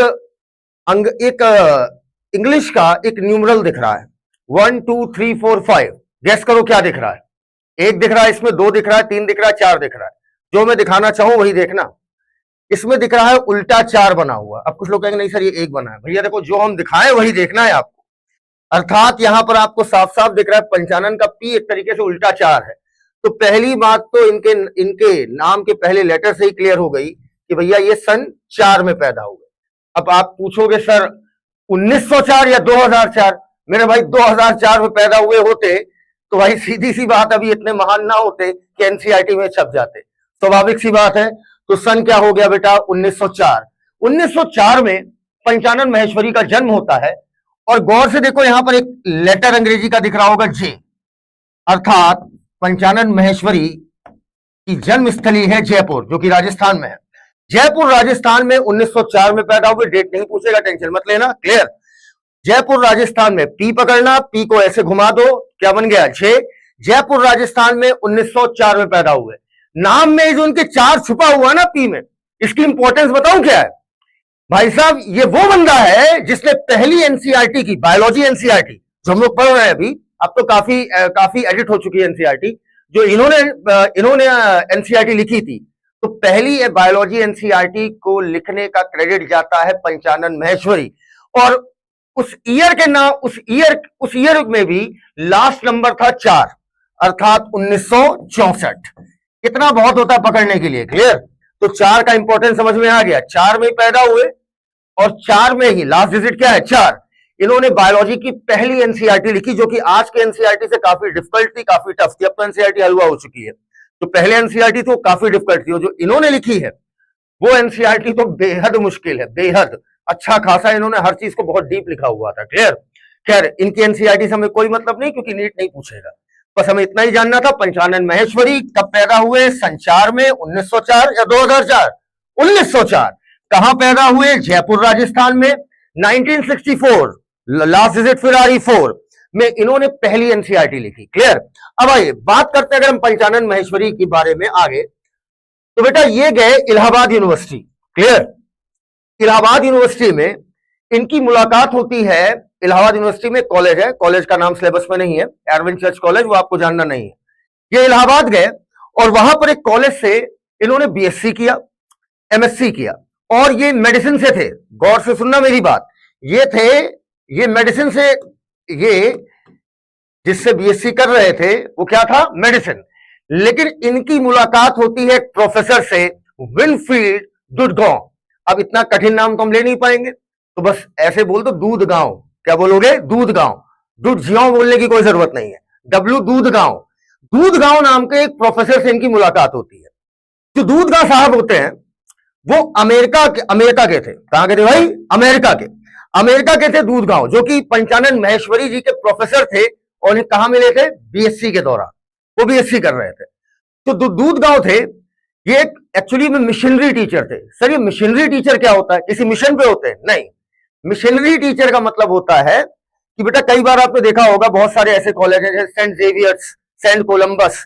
तो ये क्या करते हैं? अपने स्कूल में एजुकेशन के साथ साथ कहीं ना कहीं रिलीजन को भी कनेक्ट करके चलते हैं। तो मिशनरी टीचर क्या होते हैं? ऐसे टीचर जिनका एक रिलीजियस एस्पेक्ट भी रहता है और उसके साथ साथ ये एजुकेशन भी देते हैं। जैसे हम लोग अगर सेंट जेवियर्स में पढ़े हो तो वहां पर जो प्रेयर होती है या क्रिसमस होता है, उसे बहुत कायदे से हम लोग क्या करते हैं? सेलिब्रेट करते हैं। तो इस तरीके के स्कूल कहलाते हैं मिशनरी स्कूल और वहां के टीचर कहलाते हैं मिशनरी टीचर। तो जो इनके प्रोफेसर दूधगांव थे, फिर सुनना मेरी बात, पंचानन महेश्वरी बीएससी करने गए, सब्जेक्ट क्या उठाया था? मेडिसिन। उसमें मेडिसिन था, अब नहीं है। मेडिसिन उठाया और बाद में क्या होता है, दूधगांव से जब ये मिले तो एक दूधगांव साहब एक भाषण दे रहे थे। उस भाषण से ये इतना मोटिवेट हुए कि उन्होंने अपना परमानेंट गुरु उन्हें बना लिया, और यहां तक कि इस लेवल पर इन्फ्लुएंस हुए कि दूधगांव साहब जो सब्जेक्ट पढ़ाते थे वो था बॉटनी, इन्होंने बॉटनी उठा लिया। पंचानन महेश्वरी ने मेडिसिन छोड़कर क्या उठा लिया? बॉटनी। और फिर बॉटनी से ही बीएससी किया, बॉटनी से ही एमएससी किया, और बॉटनी से ही डीएससी किया। सर ये डीएससी किया क्या होता है? बेटा डीएससी किया नहीं जाता, डीएससी एक उपाधि होती है। अब अच्छे से समझना, पहले फिर मैं रिपीट करूंगा, कहां पैदा हुए थे? जयपुर। कब? सन 4, 2004 या 1904? 1904। पहली एनसीईआरटी लिखी बायोलॉजी की 1964, 1964। इलाहाबाद यूनिवर्सिटी गए, मुलाकात होती है एक बेहतरीन अमेरिका के मिशनरी टीचर से, अमेरिकन मिशनरी टीचर दूधगांव। क्या नाम था? दूधगांव। इतना प्रभावित थे कि महेश्वरी साहब गए थे मेडिसिन पढ़ने, मेडिसिन छोड़कर उन्होंने ले लिया बॉटनी, और बॉटनी से बीएससी एमएससी किया। अब सर ये डीएससी क्या भला है? बीएससी का फुल फॉर्म ना पता हो तो लिख लो डॉक्टर ऑफ साइंस। सर ये कौन सी डिग्री होती है? ये कितने साल की होती है? बेटा ये साल की नहीं होती, एक उपाधि होती है, एक तरीके से सम्मान कहा जाता है। सर ये डिग्री कब मिलती है? पीएचडी के बाद आज के समय में मिलती है, लेकिन पंचानन महेश्वरी जी ने पीएचडी नहीं की थी, तो सर इन्हें फिर ये डिग्री क्यों मिली? क्योंकि उस टाइम क्या होता था अगर कोई बंदा एमएससी किया है और एमएससी करने के बाद, उस समय की बात कर रहा हूं, अब तो बगैर पीएचडी की डिग्री नहीं मिलेगी, पीएचडी के बाद ही ये उपाधि मिलती है, डिग्री नहीं उपाधि बोलो, ये सम्मान होता है, एक तरीके का एक ऑनर होता है। तो बेटा उस समय क्या होता था, महेश्वरी जी के टाइम में अगर कोई एमएससी ही किया हो लेकिन उसने इतना जबरदस्त, इतनी आउटस्टैंडिंग रिसर्च करी हो, और लगातार एक रिसर्च पर नहीं मिलेगा, लगातार उसने बहुत सारी रिसर्चें की हो, और उसकी सारी सारी रिसर्चेस वर्ल्ड वाइड एक्लेम हो। एक्लेम कहने का मतलब प्रसिद्धि मिली हो। सर आप अंग्रेजी बोल रहे हो, आज क्या बात है? बेटा अंग्रेजी ये एनसीईआरटी का वर्ड है, मैं तुम्हें रटा रहा हूं। एक्लेम का मतलब होता है प्रसिद्धि। हमें उतनी अंग्रेजी सीखनी जितनी एनसीईआरटी में लिखी है, बस। तो ये जो डीएससी की डिग्री है इन्हें इसी वजह से मिली कि इन्होंने लगातार नॉन स्टॉप जबरदस्त रिसर्चेस की। सर ऐसी कौन सी रिसर्च कर दिया? टिश्यू कल्चर पर बहुत काम किया, एम्ब्रायोलॉजी पर काम किया, लेकिन याद रखना इन्होंने बॉटनी ले लिया था मेडिसिन की जगह, तो ये प्लांट एम्ब्रायो पे काम करेंगे कि animal? Plant embryo. In vitro fertilization पे काम किया। सर हम भूल रहे हैं भाई, अभी मैं बता रहा हूं, सिखा नहीं रहा हूं, अभी उसका भी नंबर आएगा तो मैं सिखाऊंगा। तो ये जो दूधगांव इनके प्रोफेसर थे, वो हमेशा एक बात कहा करते थे क्लास में कि मुझे बहुत अच्छा लगेगा, और बड़ी मतलब वो प्रोफेसर सच में जो अमेरिकन मिशनरी प्रोफेसर थे, क्या नाम था? दूधगांव। हाँ याद आया। तो अमेरिकन मिशनरी प्रोफेसर जो दूधगांव साहब थे, वो इतना बेहतरीन प्रोफेसर थे, एक सच्चा गुरु जो होता है। उन्होंने एक दिन अपने क्लास में, वो अपने क्लास में कहते हैं, ऐसा एनसीईआरटी सब लिखी हुई है, एक दिन वो अपनी क्लास में कहते हैं कि मुझे बहुत अच्छा लगेगा अगर मेरा स्टूडेंट कोई मुझसे ज्यादा तरक्की करे, मुझसे और बेहतर करे। ये बात इतनी ज्यादा, देखो होता क्या ना कि कुछ टीचर होते हैं, कुछ गुरु होते हैं, तो जो गुरु होते हैं ना उनसे हम इतना ज्यादा प्रभावित होते हैं कि उनकी हर एक बात हमारे सीधे यहां हिट करती है, और कई बार उन्हीं की कोई बात हमें इतनी लग जाती है, इतनी लग जाती है कि हमारी पूरी लाइफ बदल देती है। तो यही हुआ पंचानन महेश्वरी साहब के साथ। जो दूधगांव थे वो अपने क्लास में बोलते हैं, कहते मुझे बहुत अच्छा लगेगा कि मेरा कोई स्टूडेंट मुझसे और बेहतर परफॉर्म करे। ये चीज उनको, उनके अंदर इतनी ज्यादा भर गई थी कि मेरे गुरु ने मुझसे बात कही है, मुझे करना है तो करना है। अल्टीमेटली एनसीईआरटी लिखती से साफ साफ कोट किया है एनसीईआरटी ने कि दूधगांव के अंदर, दूधगांव को लेकर ऐसा पागलपन था पंचानन महेश्वरी जी के अंदर, दूधगांव जी के लिए, अपने प्रोफेसर के लिए, कि वो एकदम दिमाग में एकदम सेट कर लिए थे, अब कुछ भी हो जाए मुझे अपने टीचर को सम्मान दिलाना है, और मुझे अपने टीचर की बताई गई राह पे चलना है, और मैं 100% मैं उनकी चीजों पर खरा उतरूंगा। ये रहा एनसीईआरटी का पहला पैराग्राफ, खत्म हो चुका है। जयपुर 1904, ध्यान रखना 1964 पहली एनसीईआरटी, देखने में भी बहुत सीधे शरीफ लग रहे हैं। बोर्न इन नवंबर 1904, नवंबर ही चल रहा है ना, हाँ लेकिन इस नवंबर में नहीं पैदा हुआ है।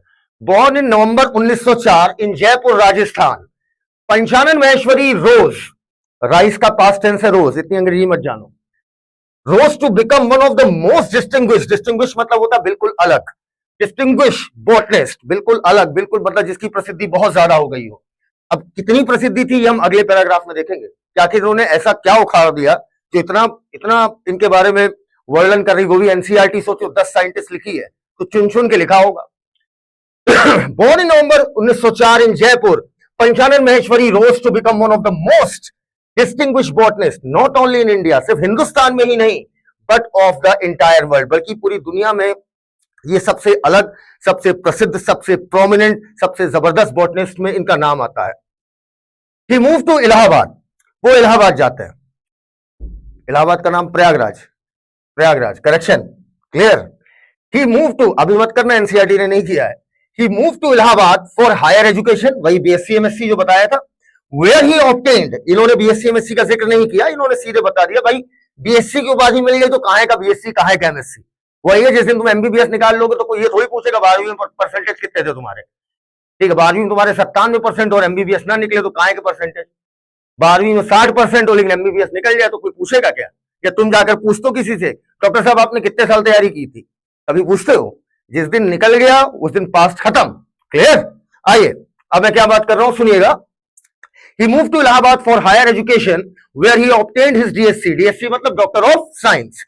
During his college days, अपने कॉलेज के दिनों में, he was inspired by W. दुजियो, दुजियो सही प्रोनाउंसिएशन है पर दुजियो छोड़ो यार, दूधगांव बोलो बात खत्म, टिक मारना वहां पर, कौन सा लिखना है तुम्हें। He was inspired by W. Dudhgaon, an American missionary teacher. American missionary teacher कौन, दूधगांव थे या पंचानन जी थे, दूधगांव थे, क्लियर। टू डेवलप इंटरेस्ट, अर्थात इनका इंटरेस्ट डेवलप हुआ दुधगांव जी की वजह से, ये मेडिसिन के थे लेकिन अब इंटरेस्ट किस में आ गया, बॉटनी में, क्लियर। एंड स्पेशली मॉर्फोलॉजी, इस बात को अंडरलाइन करिए, खास तौर से मॉर्फोलॉजी, बॉटनी में भी पंचानन महेश्वरी जी को सबसे ज्यादा इंटरेस्ट किस में आ रहा था, मॉर्फोलॉजी में, इसको अंडरलाइन करिए। तब भूल गए मॉर्फोलॉजी तो पी से ट्रिक बनाई है, पूरा नाम क्या है, पंचानन महेश्वरी, महेश्वरी का पहला लेटर क्या है, एम, एम से महेश्वरी, एम से मॉर्फोलॉजी, बात खत्म, क्लियर। इस टीचर, उनके टीचर, कौन टीचर, दुधगांव, वंस एक्सप्रेस दैट, उन्होंने एक बार अपनी फीलिंग एक्सप्रेस करी, जताई, इफ हिज स्टूडेंट प्रोग्रेसेस, अगर एक उनका स्टूडेंट प्रोग्रेस करता है, आगे बढ़ता है, अहेड ऑफ हिम, अर्थात उनसे भी आगे, अहेड मतलब आगे, उनसे भी आगे जाता है तरक्की करके, it will give him a great satisfaction, अर्थात ये दुधगांव साहब को बहुत सेटिस्फाई करेगा कि एक कोई उनका स्टूडेंट उनसे भी आगे जाए। अब पलट कर, भाई गुरु ऐसा तो चेला भी वैसा, अब पलट के चेला जी क्या करते हैं, दीज वर्ड इनकरेज करते हैं पंचानन जी को टू इंक्वायर, इंक्वायर करने का मतलब यहां पर समझना, ENQUIRE है, आई वाला नहीं है, ई वाला है।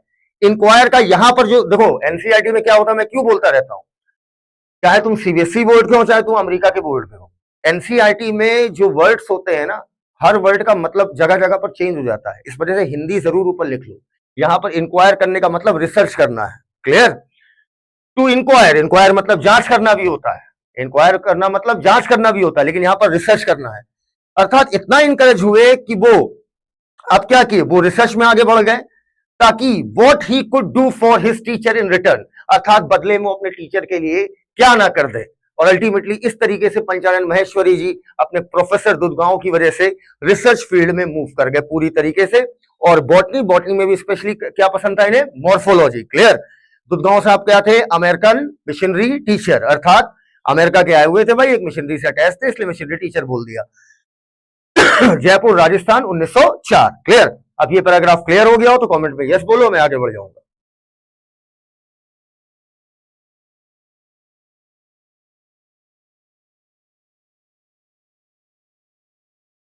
कमेंट सेक्शन ऑन है,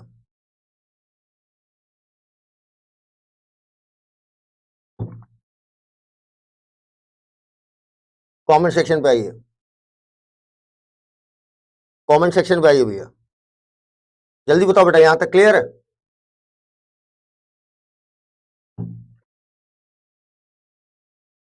जल्दी बताइए।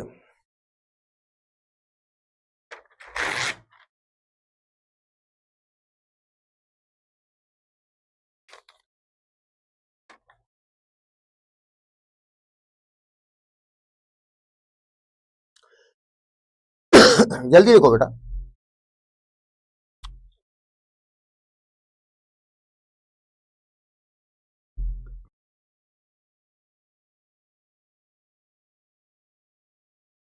चलिए ठीक है।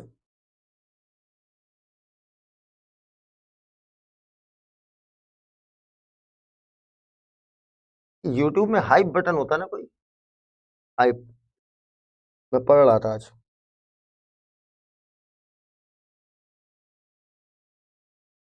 थोड़ा बहुत कंप्यूटर जानता हूँ।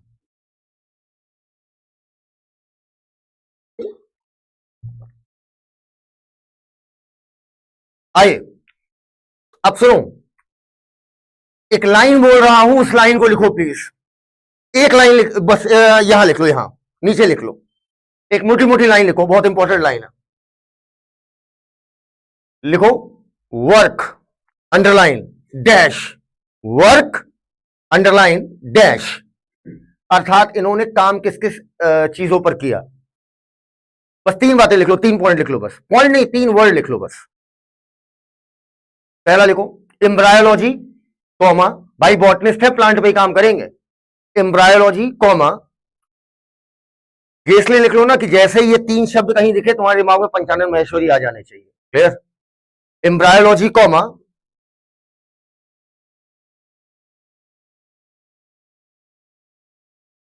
इन विट्रो फर्टिलाइजेशन आईवीएफ, प्लांट में कि एनिमल में? प्लांट में, बॉटनिस्ट है भाई। सर क्यों, एनिमल में किसी और ने किया था? हाँ, एनिमल में किसी और ने किया था, ह्यूमन में किसी और ने किया था, प्लांट में इन्होंने किया था सबसे पहले। लिखवा देंगे अभी, in vitro fertilization in plant and tissue culture. ये अगर 3 बात कहीं आ जाए समझ जाना पंचानन महेश्वरी आंसर है। ये 3 बात दोबारा बोल रहा हूं, एम्ब्रायोलॉजी वर्ड आ जाए कहीं, अर्थात प्लांट के भ्रूण का अध्ययन करना। भाई हम लोग ह्यूमन में भी तो करते हैं भ्रूण का अध्ययन, है ना?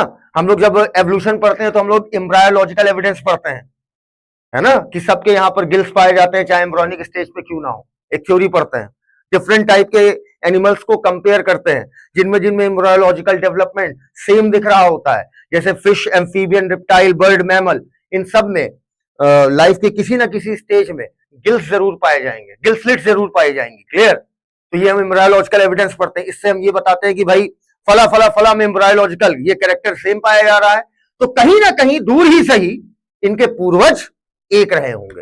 वैसे ही हम प्लांट में भी देखते हैं, अलग अलग प्लांट की देखते हैं जिनका जिनका एम्ब्रायोलॉजिकल डेवलपमेंट सेम दिखता है। सर प्लांट में एम्ब्रायोलॉजिकल डेवलपमेंट, अरे प्लांट के जो एम्ब्रायोलॉजिकल कैरेक्टर होंगे। सर ये एम्ब्रायोलॉजिकल कैरेक्टर क्या होते हैं मेरे भाई? ये जीता जागते होमोसैपियन का कैरेक्टर दिख रहा है तुम्हें, एक इंडिविजुअल का।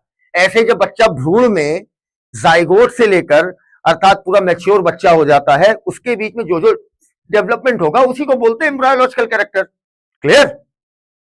अब प्लांट में जैसे इंटीगुमेंट, इंटीगुमेंट सुना होगा ना भाई, इंटीगुमेंट जो है वो ओव्यूल के पास 1 है या 2 है, एंडोस्पर्म कैसा है। क्लियर? ऐसे बहुत सारे कैरेक्टर देखते हैं हम लोग। अब उसके बाद पेरिस्पर्म है या नहीं है, फिर आपका ओव्यूल कैसा है, कैंपाइलोट्रोपस है कि एनाट्रोपस है, ऐसे 6 टाइप के होते हैं, आपको पढ़ना नहीं वो सब, बस आप ये जानो एम्ब्रायोलॉजिकल कैरेक्टर नाम की कोई चीज होती है। क्लियर? तो बेटा पंचानन महेश्वरी जी ने अलग अलग प्लांट्स की एम्ब्रायो को स्टडी किया और देखा कि भाई मान लो उन्होंने 10 प्लांट की स्टडी करा और उन्होंने देखा कि 10 में 3 ऐसे प्लांट हैं जिनके एम्ब्रायोलॉजिकल कैरेक्टर आपस में मैच बहुत कर रहे हैं। क्या बोला मैंने? मान लो पंचानन महेश्वरी जी ने 10 ऐसे प्लांट पढ़े, स्टडी किए उनकी एम्ब्रायो कि कैसे कैसे एम्ब्रायो का डेवलपमेंट हो रहा है, और 10 में 3 ऐसे प्लांट थे जिनमें बहुत सारे एम्ब्रायो के कैरेक्टर आपस में मैच कर रहे थे। तो अब क्या होगा? उन्होंने कहा पक्का ये भले अलग अलग स्पीसीज हैं, 10 में वो 3 जिनकी मैं बात कर रहा हूं, ये भले अलग अलग स्पीसीज हैं, लेकिन कुछ ना कुछ एम्ब्रायोलॉजिकल कैरेक्टर इनका आपस में मैच कर रहा है। इसका मतलब कहीं ना कहीं दूर ही सही, आज भले ये अलग अलग स्पीसीज हैं लेकिन कभी ना कभी इनका कोई कॉमन एंसेस्टर रहा होगा। और याद करिए class 11 NCERT chapter number 1 taxonomy, इसी को तो हम बोलते हैं बेटा टेक्सोनॉमी। अर्थात पंचानन महेश्वरी उन चंद पहले वैज्ञानिकों में से थे जिन्होंने टेक्सोनॉमी को करने के लिए एम्ब्रायोलॉजिकल कैरेक्टर उठाए। टेक्सोनॉमी में हम क्या करते थे? कैरेक्टर्स के आधार पर यार तो हम ग्रुप्स बना देते थे। अरे याद करो, प्राइमेटा, मैमेलिया, कॉर्डेटा, ये सारे ग्रुप कैरेक्टर के आधार पर बने ना। तो इन्होंने क्या कहा, इन्होंने कहा कि जो प्लांट्स हैं इनके एम्ब्रायोलॉजिकल कैरेक्टर्स के माध्यम से हम ये पता करेंगे किसके किसके कॉमन एंसेस्टर है और हम उन्हें एक ग्रुप में रखेंगे। तो एनसीईआरटी लिखती है he worked on embryological aspect, aspect का मतलब पहलू, अर्थात इन्होंने एम्ब्रायोलॉजिकल पहलू पर काम किया एंड पॉपुलराइज्ड, और इसे फेमस किया। अब अंडरलाइन करना यहां से, the use of embryological character in taxonomy. सीधा सवाल पूछेगा, टैक्सोनॉमी में एम्ब्रायोलॉजिकल कैरेक्टर सर्वप्रथम किसने इस्तेमाल किया? आंसर पंचानन महेश्वरी। क्लियर? आगे, अब आगे यहां पर क्या कह रहे हैं इसे समझिएगा। पंचानन महेश्वरी जी जाते हैं यूनिवर्सिटी ऑफ दिल्ली, जिसे हम डीयू भी बोलते हैं, है ना, बहुत सम्मानित यूनिवर्सिटी है। डीयू से अगर आप बीए भी कर लो तो बहुत बड़ी बात है। डीयू से आप बीए भी कर लोगे ना तो ओरिजिनल वाला बीए होगा, अर्थात ये जो आज की बीएससी, एमएससी और बीटेक चलता है ना बेटा, अगर ये आप डीयू से कर लोगे ना हालत खराब हो जाएगी। डीयू का बीए मतलब कर लिए तुम पूरा एमबीबीएस, और कह सकते हो उससे भी कठिन। क्लियर? ये डीयू जाते हैं, डीयू में डिपार्टमेंट ऑफ बॉटनी में, डीयू में जाते हैं, और ये डिपार्टमेंट ऑफ बॉटनी ऑलरेडी वहां पर डेवलप था। लेकिन देखो, डिपार्टमेंट ऑफ बॉटनी एक डिपार्टमेंट है, तो एक आदमी तो उसे नहीं खड़ा करेगा, 50 लोग मिलकर डीयू का डिपार्टमेंट ऑफ बॉटनी खड़ा किए हैं। उनमें से एक बहुत ही प्रमुख माने जाते हैं पंचानन महेश्वरी। इसीलिए एनसीईआरटी लिखती है कि इन्होंने डीयू में डिपार्टमेंट ऑफ बॉटनी स्टैब्लिश किया, दिल्ली यूनिवर्सिटी में बॉटनी का डिपार्टमेंट स्टैब्लिश किया, और वहां पर इन्होंने टिश्यू कल्चर और एम्ब्रायोलॉजी पर मेन फोकस किया कि इस पर सबसे ज्यादा रिसर्च करो। अब टिश्यू कल्चर क्या होता है, एम्ब्रायोलॉजी तो हम समझ गए, लॉजी का मतलब स्टडी, एम्ब्रायो को स्टडी करना, ये तो अभी हम ऊपर ही पढ़े कि अच्छा प्लांट की एम्ब्रायो स्टडी कर रहे थे कि एनिमल? प्लांट, बॉटनिस्ट है भाई। तो अब टिश्यू कल्चर क्या होता है समझना थोड़ा सा, ज्यादा नहीं, वो हम बाद में ही सिखाएंगे, अभी बस थोड़ा सा जान लो मोटा मोटा कि भाई टिश्यू कल्चर पर क्यों काम करने को इतना ज्यादा ये उत्साहित थे, ऐसा क्या मिल रहा था टिश्यू कल्चर पर। जैसे मान लो ये बहुत सुपीरियर ब्रीड का प्लांट है, बहुत सुपीरियर, हर तरीके से सुपीरियर, हर तरीके से सक्षम ये एक प्लांट है जो कि बेहद सुपीरियर ब्रीड का है। ठीक, तो एक सुपीरियर ब्रीड के प्लांट को बनाने के लिए बहुत प्रयत्न करने पड़ते हैं भाई, काफी लंबा और झिलाऊ प्रोसीजर होता है। 102 ये सब आगे बताऊंगा ना यार डिटेल में, बस थोड़ा थोड़ा जान लो, थोड़ा थोड़ा, ठीक, ताकि टिश्यू कल्चर तुम्हारे दिमाग में फिट हो जाए। तो देखो, एक सुपीरियर ब्रीड का प्लांट बनाने के लिए हमें पहले 2 सुपीरियर ब्रीड लेनी पड़ती है, जो हो सकता है किसी में प्रोटीन क्वालिटी बहुत अच्छी हो, किसी में कार्बोहाइड्रेट कंटेंट बहुत अच्छा हो। फिर उनकी ब्रीडिंग कराते हैं, आपस में सेक्स और रिप्रोडक्शन कराते हैं। फिर कई हजारों प्लांट में एक आध आपको मिलता है आपके काम का, फिर उसे हम फील्ड में ले जाकर चेक करते हैं भैया जो प्लांट बना है वो सही है या नहीं है, हर तरीके की कंडीशन, हर तरीके के क्लाइमेट को झेल पा रहा है या नहीं झेल पा रहा है। तो बड़ा लंबा कम्बरसम प्रोसेस होता है। अब अगर हम ऐसे प्लांट तैयार करने लगे ना इतने लंबे प्रोसेस से, तो बेटा हजारों साल लग जाएंगे, मात्र 100-150 प्लांट बन पाएंगे। तो यहां पर काम आता है टिश्यू कल्चर। सर ये क्या होता है? इसमें क्या करते हैं बेटा, ये जो हमने एक बार सुपीरियर ब्रीड का प्लांट बना लिया, इसका बच्चों एक छोटा सा टुकड़ा, इधर देखना, मान लो इसकी हमने स्टेम काट ली और स्टेम के बहुत सारे टुकड़े कर डाले, बहुत सारे टुकड़े कर डाले, ठीक, और इससे प्लांट से इन टुकड़ों को निकाल लिया। निकालने को क्या कहोगे, एंट्री या एग्जिट? एग्जिट। किससे निकाला, प्लांट से कि एनिमल से? प्लांट से। तो ये जो टुकड़ा निकाला, इस टुकड़े को बोलते हैं हम इसीलिए एक्स प्लांट, अर्थात प्लांट से, एक सुपीरियर ब्रीड के प्लांट से आपने से निकाल लिया। सर क्यों निकाला? अभी बता रहे, रुक जाओ, सब्र करो सब्र करो। अब ये जो टुकड़ा हमने निकाला ढेर सारा, ठीक, इन्हें हम स्टेराइल कंडीशन में, स्टेराइल कंडीशन कहने का मतलब होता है जो यहाँ पर बैक्टीरिया, वायरस, ये सारी चीजें ना पाई जाए, बिल्कुल स्टेराइल कंडीशन, ठीक। स्टेराइल कंडीशन में विटामिन वगैरह देकर, विटामिन और जितने भी आपके प्लांट के हार्मोन्स होते हैं और न्यूट्रिटिव मीडियम वगैरह डाल के हम इन्हें कल्चर कराते हैं लैब में। क्लियर? अर्थात यहां पर आपने एक टिश्यू को कल्चर कराया, that's why this technique is known as tissue culture. और कम समय में आपको हजारों प्लांट मिल जाते हैं भाई, जितने टुकड़े होंगे उतने प्लांट आपको मिलेंगे। क्लियर है बात? इस टेक्निक को हम बोलते हैं टिश्यू कल्चर। सर इसका फायदा, अबे फायदा, सबसे बड़ा फायदा, इतना एक प्लांट तैयार करने में लगभग 3 से 4 साल लगता है। एक सुपीरियर ब्रीड तैयार करने में कितने साल लगते? 3 से 4 साल।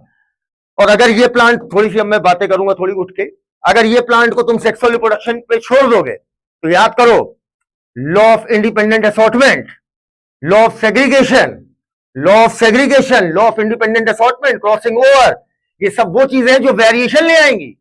अर्थात हो सकता है इस प्लांट के कई बच्चे ऐसे हो जिनमें वो सुपीरियर क्वालिटी ना हो, तो फिर हमारी मेहनत वेस्ट हो गई। भाई अगर इस प्लांट को तुम कहोगे भैया तुम सेक्सुअल रिप्रोडक्शन करके खूब बच्चे पैदा कर देना, तो क्या हजार के हजारों बच्चे सुपीरियर होंगे क्या? बिल्कुल नहीं, 1000 में 10-12 ही सुपीरियर निकलेंगे, बाकी सब ऐसे, बाकी सब इससे इंफीरियर निकलेंगे। तो हम क्या करें, क्यों ना हम इस प्लांट के ही कई सारे छोटे छोटे टुकड़े करें, और हर एक टुकड़े को क्या बोलेंगे भूल गए, एग्जिट या एंट्री, एग्जिट एक्स प्लांट, और उन टुकड़ों को लैब में कल्चर कराएंगे। तो सीधी बात है, जब इसी प्लांट की बॉडी से ये प्लांट पैदा हुए हैं तो जेनेटिकली बिल्कुल कैसे होंगे, क्लोन जैसे होंगे, और आपको चंद समय में हजारों प्लांट मिल जाएंगे, और स्टेराइल कंडीशन में आप इसकी ग्रोथ कराओगे। तो दूसरा फायदा टिश्यू कल्चर का क्या हो जाएगा, दूसरा फायदा हो जाएगा भाई कि प्लांट में बैक्टीरिया वायरस अटैक नहीं कर पाएंगे, और तब तक प्लांट मैच्योर होने लगेगा। क्लियर? तो इसीलिए टिश्यू कल्चर को इतना ज्यादा इन्होंने इंपॉर्टेंस दिया। अब हम वापस चलते हैं पंचानन महेश्वरी जी पर। पंचानन महेश्वरी जी आइए इधर। ही established the department of botany, Allahabad university में डेवलप किया था कि दिल्ली टीयू में, ध्यान रखना इलाहाबाद ये गए थे बीएससी एमएससी डीएससी पाने। Clear? He established the department of botany, university of Delhi में डेवलप किया। एज एन अकेला इन्होंने नहीं किया, 50 लोग किए। क्लियर? लेकिन हाँ इनका बहुत बड़ा रोल रहा है as an important centre of research in किस किस क्षेत्र में, embryology and tissue culture. Full stop. अब आगे समझिएगा इधर। क्या ये मानते हो कि जब तुमने उस प्लांट के टुकड़े को निकाला, क्लियर, प्लांट के इस टुकड़े को निकाला, तो क्या वो टुकड़ा फुली मैच्योर कहोगे? नहीं। क्लियर? बिल्कुल नहीं कहोगे। अब होता क्या है बेटा, एक चीज और सुनना, कई बार क्या होता है बहुत सारे प्लांट में जाइगोट तो बन जाता है, क्या बोला मैंने, जाइगोट तो बन जाता है, पर जाइगोट डेवलप नहीं हो पाता है प्रॉपर एम्ब्रायो में, अर्थात एम्ब्रायो इमेच्योर रह जाती है। क्या बोला मैंने? कई बार क्या होता है, इसके बहुत सारे रीजन हो सकते हैं, हार्मोनल रीजन हो सकता है, इन्वायरमेंटल रीजन हो सकता है, बहुत सारे रीजन हो सकते हैं। तो मान लीजिए आपके पास एक बहुत सुपीरियर ब्रीड का प्लांट है, लेकिन उसमें जाइगोट तो बन जा रहा है, लेकिन जाइगोट प्रॉपर एम्ब्रायो में डेवलप नहीं हो पा रहा है। तो इन्होंने इस पर भी काम किया। इधर ही ऑल्सो एम्फेसाइज मतलब फोकस करना, he also emphasize the need for initiation of work, अर्थात एक काम की जरूरत महसूस हुई, आर्टिफिशियली हम इमेच्योर एम्ब्रायो को कल्चर करेंगे लैब में। अभी यार जैसा टिश्यू कल्चर में किया वैसा ही प्रोसेस होता है। क्लियर? अर्थात जो इमेच्योर एम्ब्रायो है उसे कैसे कल्चर किया जाए आर्टिफिशियल मीडियम के थ्रू, ताकि हमारा प्लांट वेस्ट ना हो, इस पर इन्होंने काम किया। क्लियर है बात? और पता है आपको प्लांट की जब बातें होती है ना तो आपको इतनी इंपॉर्टेंट नहीं लगती, एनिमल की, ह्यूमन की होती तो आपको बड़ा मजा आता। हाँ, क्योंकि आपको डायरेक्ट बेनिफिट दिखता है। बेटा इनके काम की अगर आपको अहमियत समझनी है ना तो बहुत अच्छे से समझना।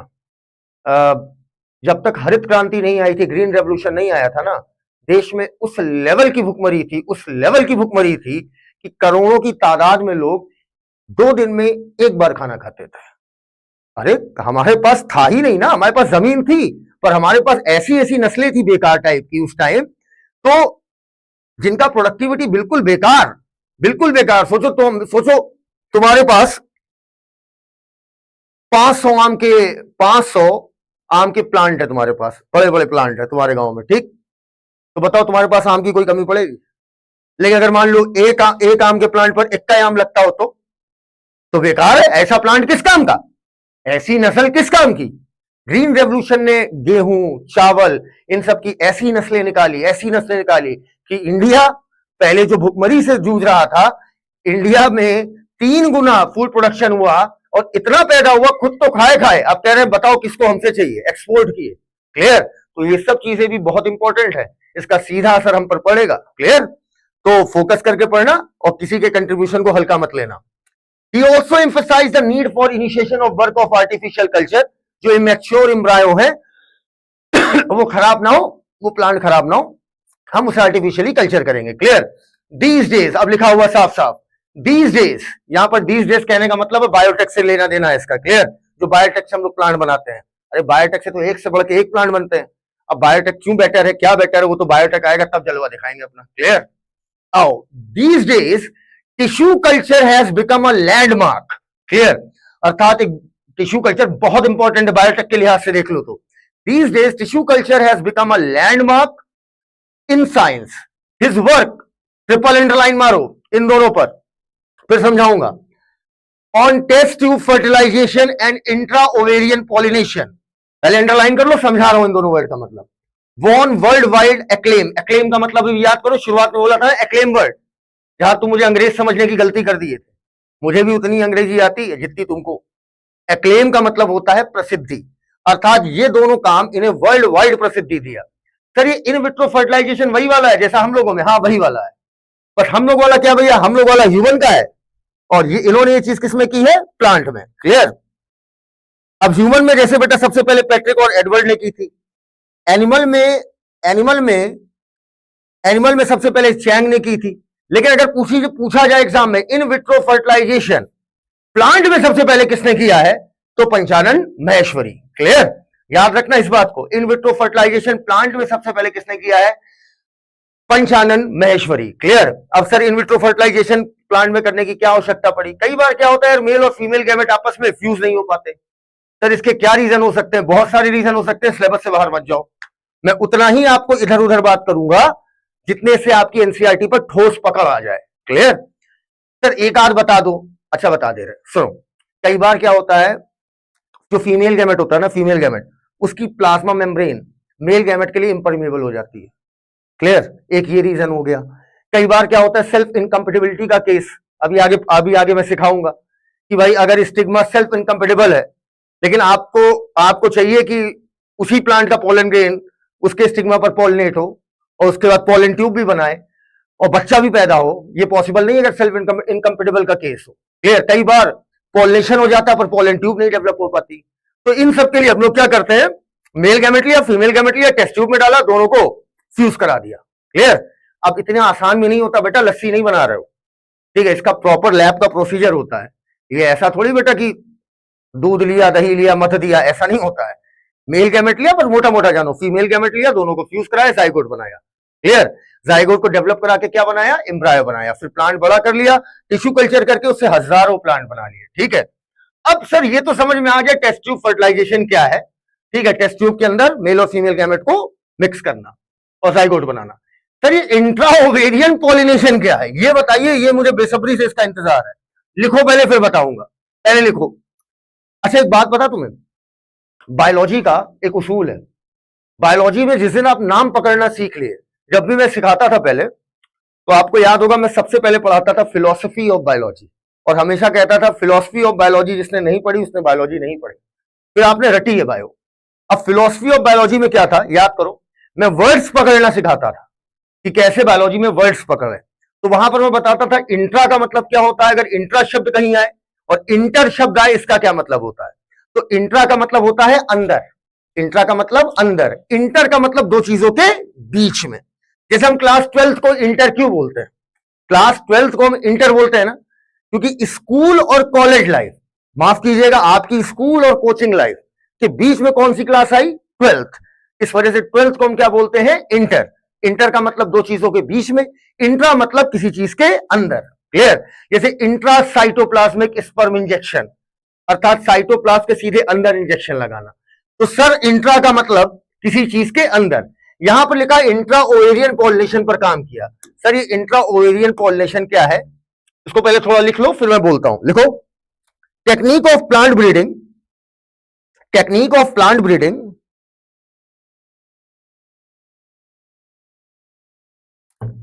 Technique of plant breeding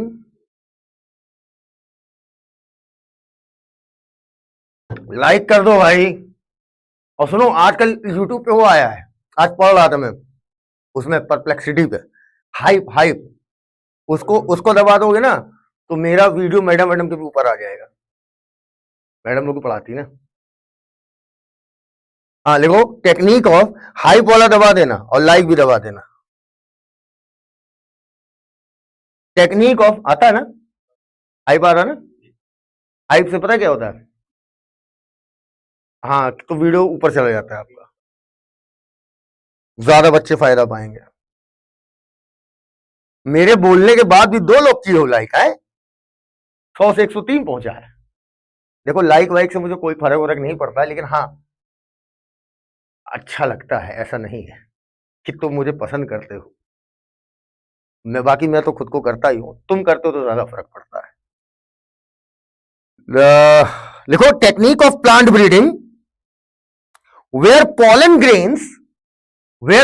grains, लिख दूं क्या? Technique of pollen grain, technique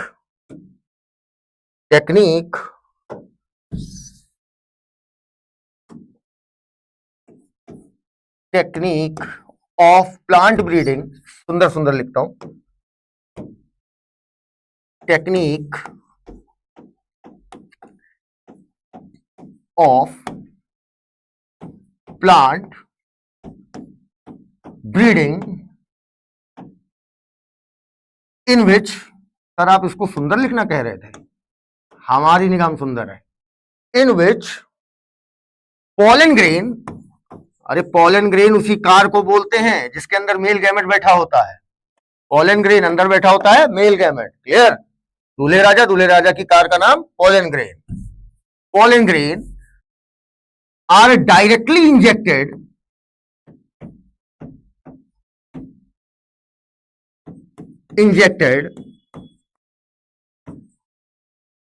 sir ये वाला नॉर्मल वाला इंजेक्शन यही वाला होता है, वो सब मत जानो, हाइपोडर्मिक नीडल वगैरह सब नहीं, बस मोटा मोटा जानो, आप भैंस वाला इंजेक्शन लगाया जाता है, clear? Are directly injected into ovary, sir इसकी जरूरत क्या है बता रहा हूं, इनटू ओवरी, कर लिया?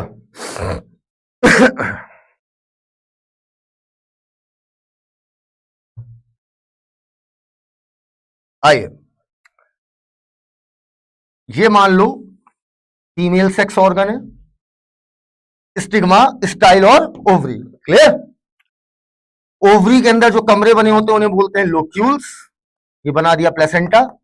लोक्यूल्स के अंदर क्या पाए जाते हैं? ओव्यूल्स, देखते जाइएगा, लोक्यूल्स के अंदर ओव्यूल्स, और ओव्यूल्स के अंदर रखे होते हैं बेटा फीमेल गैमेट, रेड कलर से बना दिया, फीमेल गैमेट, ठीक है, पूरी सुरक्षा के साथ।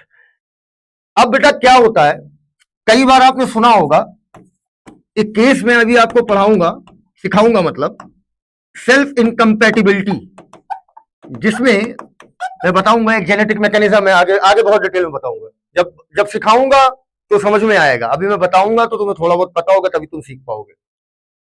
सेल्फ इनकम्पैटिबिलिटी में क्या था कि उस प्लांट का कोई भी पॉलन ग्रेन, क्या बोला? उस प्लांट का कोई भी पॉलन ग्रेन उसी प्लांट के फीमेल गैमेट से जाकर फर्टिलाइजेशन नहीं कर सकता। क्या बोला मैंने? अर्थात उस प्लांट का कोई भी पॉलन ग्रेन के अंदर मौजूद मेल गैमेट उसी प्लांट के फीमेल गैमेट से फर्टिलाइजेशन नहीं कर सकता। लेकिन मान लो हमारे पास एक ऐसा केस है कि हमें जरूरत है इस चीज की, हम चाहते हैं कि नहीं उसी प्लांट का पॉलन ग्रेन होना चाहिए, उसी प्लांट के पॉलन ग्रेन के अंदर मौजूद मेल गैमेट उसी प्लांट के फीमेल गैमेट से फर्टिलाइजेशन करे, लेकिन प्लांट है सेल्फ इनकम्पैटिबल। सेल्फ इनकम्पैटिबल का मतलब ही हो गया कि उस प्लांट का कोई भी मेल गैमेट उसी प्लांट के फीमेल गैमेट से फ्यूज नहीं कर सकता। तो भाई क्या करें? अब भाई क्या करें? भाई सेल्फ इनकम्पैटिबल प्लांट है, तो वहां पर आ जाएगा हमारी ये टेक्निक जिसे हमने बोला intra ovarian, clear? Intra ovarian pollination. बता रहा हूं कैसे। या मान लो पॉलिनेशन हो जाता है एक प्लांट में, लेकिन जो स्टिग्मा स्टाइल है इसकी टिश्यू जो है, इसकी टिश्यू पॉलन ट्यूब अलाउ नहीं कर रही है अंदर, अर्थात अंदर पॉलन ट्यूब अंदर डेवलप नहीं हो पा रही है। जब पॉलन ट्यूब डेवलप नहीं होगी तो क्या मेल गैमेट फीमेल तक पहुंच पाएगा? नहीं।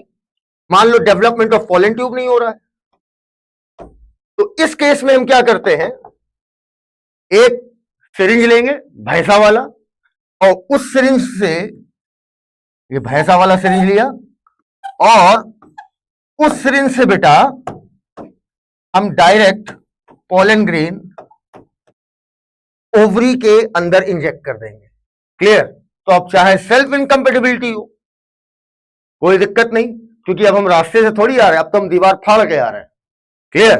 अब आप चाहे सेल्फ इनकम्पेटिबिलिटी दिखाओ, चाहे पोलन ट्यूब ना बनने दो, अरे हम तो सीधे, ये तो इसे बोलते सेंध मारना, हम तो सीधे सेंध मार के अंदर घुस जा रहे हैं। और इसीलिए इंट्रा ओवेरियन पॉलिनेशन को वर्ल्ड वाइड एक्लेम मिला। क्लियर? तो अब इतनी सारी बातें करी, और एक बार रिकॉल करते हैं। जयपुर पी, जयपुर 1904। क्लियर? कहां गए पढ़ने? इलाहाबाद। बीएससी कर रहे थे, मुलाकात हुई दूधगांव से। दूधगांव कहां के थे? अमेरिका के कि ब्रिटेन के? अमेरिका के। Normal teacher, missionary teacher, missionary teacher. Doodhgaon से बहुत प्रभावित हुए, इन्होंने बॉटनी ले लिया। बॉटनी में भी सबसे ज्यादा इंप्रेस किस चीज से थे? Morphology. Maheshwari M, morphology. Class में तैयार करा दूंगा, यही साहिल सिद्दीकी है, ध्यान रखना मेरी बात। क्लास में ही पूरा तैयार करोगे, घर पे बस पन्ना पलटो और फिजिक्स पढ़ो और केमिस्ट्री पढ़ो। तो एम से महेश्वरी, एम से मॉर्फोलॉजी। बॉटनी में भी सबसे ज्यादा किस पर फोकस किया इन्होंने? मॉर्फोलॉजी पर। क्लियर? अब इसके बाद इन्होंने क्या किया? मैंने कहा था 3 वर्ड याद रखो। एम्ब्रायोलॉजी पर काम किया, याद करो, बताया था एम्ब्रायोलॉजिकल कैरेक्टर को टैक्सोनॉमी में लगाया। इसके साथ साथ मैंने टिश्यू कल्चर लिखवाया था, आपको याद है या नहीं याद है? टिश्यू कल्चर लिखवाया था। एम्ब्रायोलॉजिकल कैरेक्टर वाली बात की थी। और इन विट्रो फर्टिलाइजेशन प्लांट में कराने वाले पंचानन महेश्वरी। पहली बार इन विट्रो फर्टिलाइजेशन किसने किया? गलत हो जाएगा, पंचानन महेश्वरी आंसर नहीं लगेंगे। या अगर बोल दिया इन विट्रो फर्टिलाइजेशन किसने किया? पंचानन महेश्वरी, लेकिन पहली बार कह देगा तो गलत हो जाएगा। पहली बार प्लांट में किसने किया? तब पंचानन महेश्वरी। क्या इतनी बात है क्लियर? इसके बाद यूनिवर्सिटी ऑफ दिल्ली जाते हैं, वहां पर डिपार्टमेंट ऑफ बॉटनी, इन्होंने डिपार्टमेंट ऑफ बॉटनी में बहुत अहम योगदान दिया, उसे एस्टेब्लिश किया। और वहां पर टिश्यू कल्चर को इन्होंने प्रमुख मुद्दा बनाया और कैसे हम एम्ब्रायो को डेवलप करें। उसके बाद और भी एनसीईआरटी लिखती इमेच्योर एम्ब्रायो को प्लांट की कैसे डेवलप करें ताकि हमारे प्लांट खराब ना हो, हमारा प्रोडक्शन खराब ना हो। इसके बाद इन्होंने जो लास्ट मैंने 2 बात बोली, इन विट्रो फर्टिलाइजेशन, प्लांट या एनिमल? प्लांट। क्लियर? और उसके साथ साथ एक नया वर्ड हमने सीखा, इंट्रा ओवेरियन। इंट्रा मतलब अंदर, सीधे ओवरी के अंदर पोलन ग्रेन इंजेक्ट कर दिया। यहां तक क्लियर है? अब यार इतने महान महान काम कर डाले भाई इन्होंने, तो सीधी सी बात है, इतने महान लोग को उपाधि तो बनती है भाई। तो एक है रॉयल सोसाइटी ऑफ लंदन। तो रॉयल सोसाइटी ऑफ लंदन में रॉयल लगा हुआ है, मतलब क्या सब राजशाही लोग होते हैं? नहीं नहीं नहीं, रॉयल सोसाइटी ऑफ लंदन कुछ नहीं बेटा। शुरू शुरू में क्या हुआ था, लगभग 16वीं शताब्दी में, थोड़ा जाना करो हल्का फुल्का, अगर इधर उधर जानोगे ना तभी वो चीज दिमाग में सेट होगी। वरना रट लिया fellowship of royal society of London, पता ही नहीं फेलोशिप क्या, रॉयल सोसाइटी लंदन क्या। देखो, कुछ वैज्ञानिकों ने शुरू शुरू में एक संगठन बनाया जिसे बोला royal society of London. Clear? और रॉयल सोसाइटी ऑफ लंदन नाम का जो ऑर्गेनाइजेशन बना, बाद में धीरे धीरे बहुत बड़ा हो गया। ठीक? अब रॉयल सोसाइटी ऑफ लंदन अगर आपको अपनी उपाधि देती है, फेलोशिप का मतलब हो गया उपाधि देती है, तो ये उपाधि कब देगी? जब आपने वर्ल्ड लेवल पर बहुत बड़ा नाम किया, वर्ल्ड लेवल पर बहुत बड़ी आपने रिसर्चेस करी, तभी आपको एक सम्मान के तौर पर मिलती है, जिसे हम शॉर्ट में बोलते हैं एफआरएस। अर्थात जिन्हें उपाधि मिलती है अपने नाम के आगे एफआरएस लिखते हैं, fellowship of royal society of London. Clear? तो रॉयल सोसाइटी ऑफ लंदन कुछ नहीं है, जैसे एक ऑर्गेनाइजेशन है जो कि वर्ल्ड लेवल पर काम करने पर, वर्ल्ड लेवल में भी किस चीज पर काम होना चाहिए? नेचुरल चीजों पर। नेचुरल चीजों पर जो वैज्ञानिक वर्ल्ड लेवल पर काम करते हैं उन्हें ये सम्मान के तौर पर दिया जाता है। ये वन ऑफ द प्रेस्टिजियस उपाधि होती है। क्लियर? अब आइजैक न्यूटन का नाम सुना है? चार्ल्स डार्विन का नाम सुना है? और स्टीफन हॉकिंग का नाम सुना है? अरे वो ब्लैक होल वाले Stephen Hawking, Charles Darwin, Isaac Newton, उन्हें भी उपाधि मिली। और ये उपाधि पंचानन महेश्वरी को भी मिली। तो समझ जाओ भाई, बंदे ने बहुत कुछ किया है, बहुत कुछ किया है। ठीक? बॉटनी की निगाह से मत देखो, अगर ओवरऑल देखो ना तो सुपीरियर प्लांट्स की ब्रीड तो हम बनाते चले गए, लेकिन कैसे उनकी जनसंख्या बहुत तेजी से बढ़ाया, अर्थात टिश्यू कल्चर टेक्निक पे इन्होंने बहुत काम किया है ना, इंट्रा ओवेरियन पॉलिनेशन पे बहुत काम किया। ओवरऑल इनका सीधा कहना था प्लांट की संख्या हम ज्यादा बढ़ाएंगे और उसकी हम टेक्निक्स ढूंढेंगे। नहीं नहीं, क्लियर? इसीलिए इन्हें मिलती है रॉयल सोसाइटी ऑफ लंदन से एक उपाधि, एक फेलोशिप मिली, अर्थात इन्हें मान्यता मिली। He was honoured with the fellowship of royal society of London. अच्छा ये बताओ, चेहरा देख के बताओ यार, इंसान शरीफ लग रहे हैं नहीं लग रहे? तो चश्मा उश्मा लगाए अलग, ठीक है, इंसान शरीफ लग रहा है।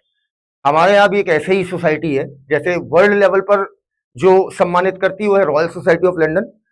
हमारे यहाँ इस इंसान को इंसा सम्मानित करती है। कौन? इंसा, INSA।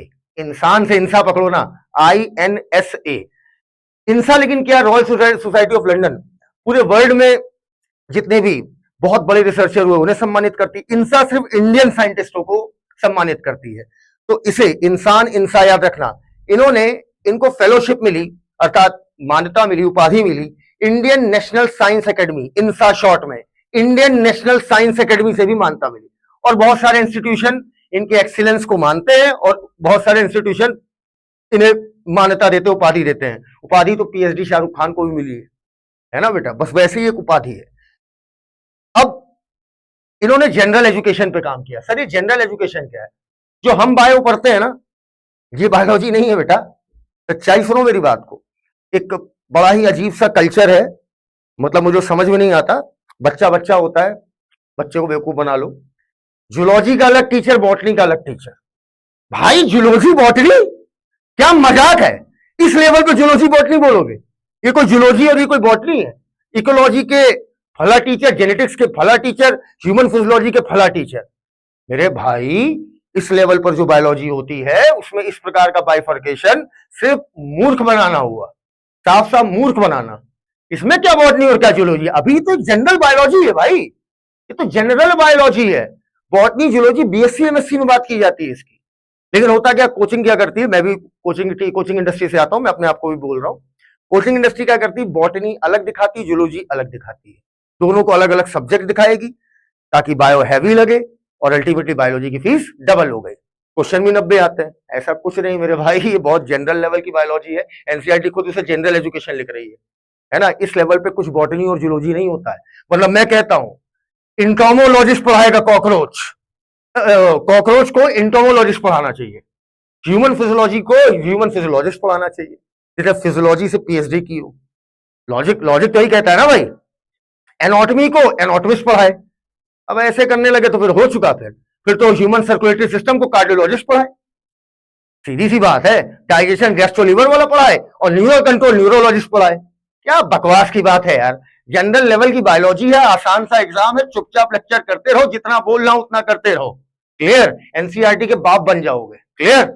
इधर देखो, बिल्कुल मत डरो, आसान एग्जाम है, बहुत आसान एग्जाम है, हैवी दिखाया जाता है ताकि तुम डरो, और डरोगे नहीं तो पैसा कैसे दोगे? यही कोचिंग इंडस्ट्री का काम है। क्लियर? कुछ नहीं, बहुत सरल एग्जाम है, आराम से पढ़ो, आराम से निकल जाएगा। 12वीं लेवल का एग्जाम है, 12वीं के लड़के निकालते घर से बैठे बैठे। बस ज्यादा हैवी मत बनाओ, इजी एग्जाम है। क्लियर? आओ।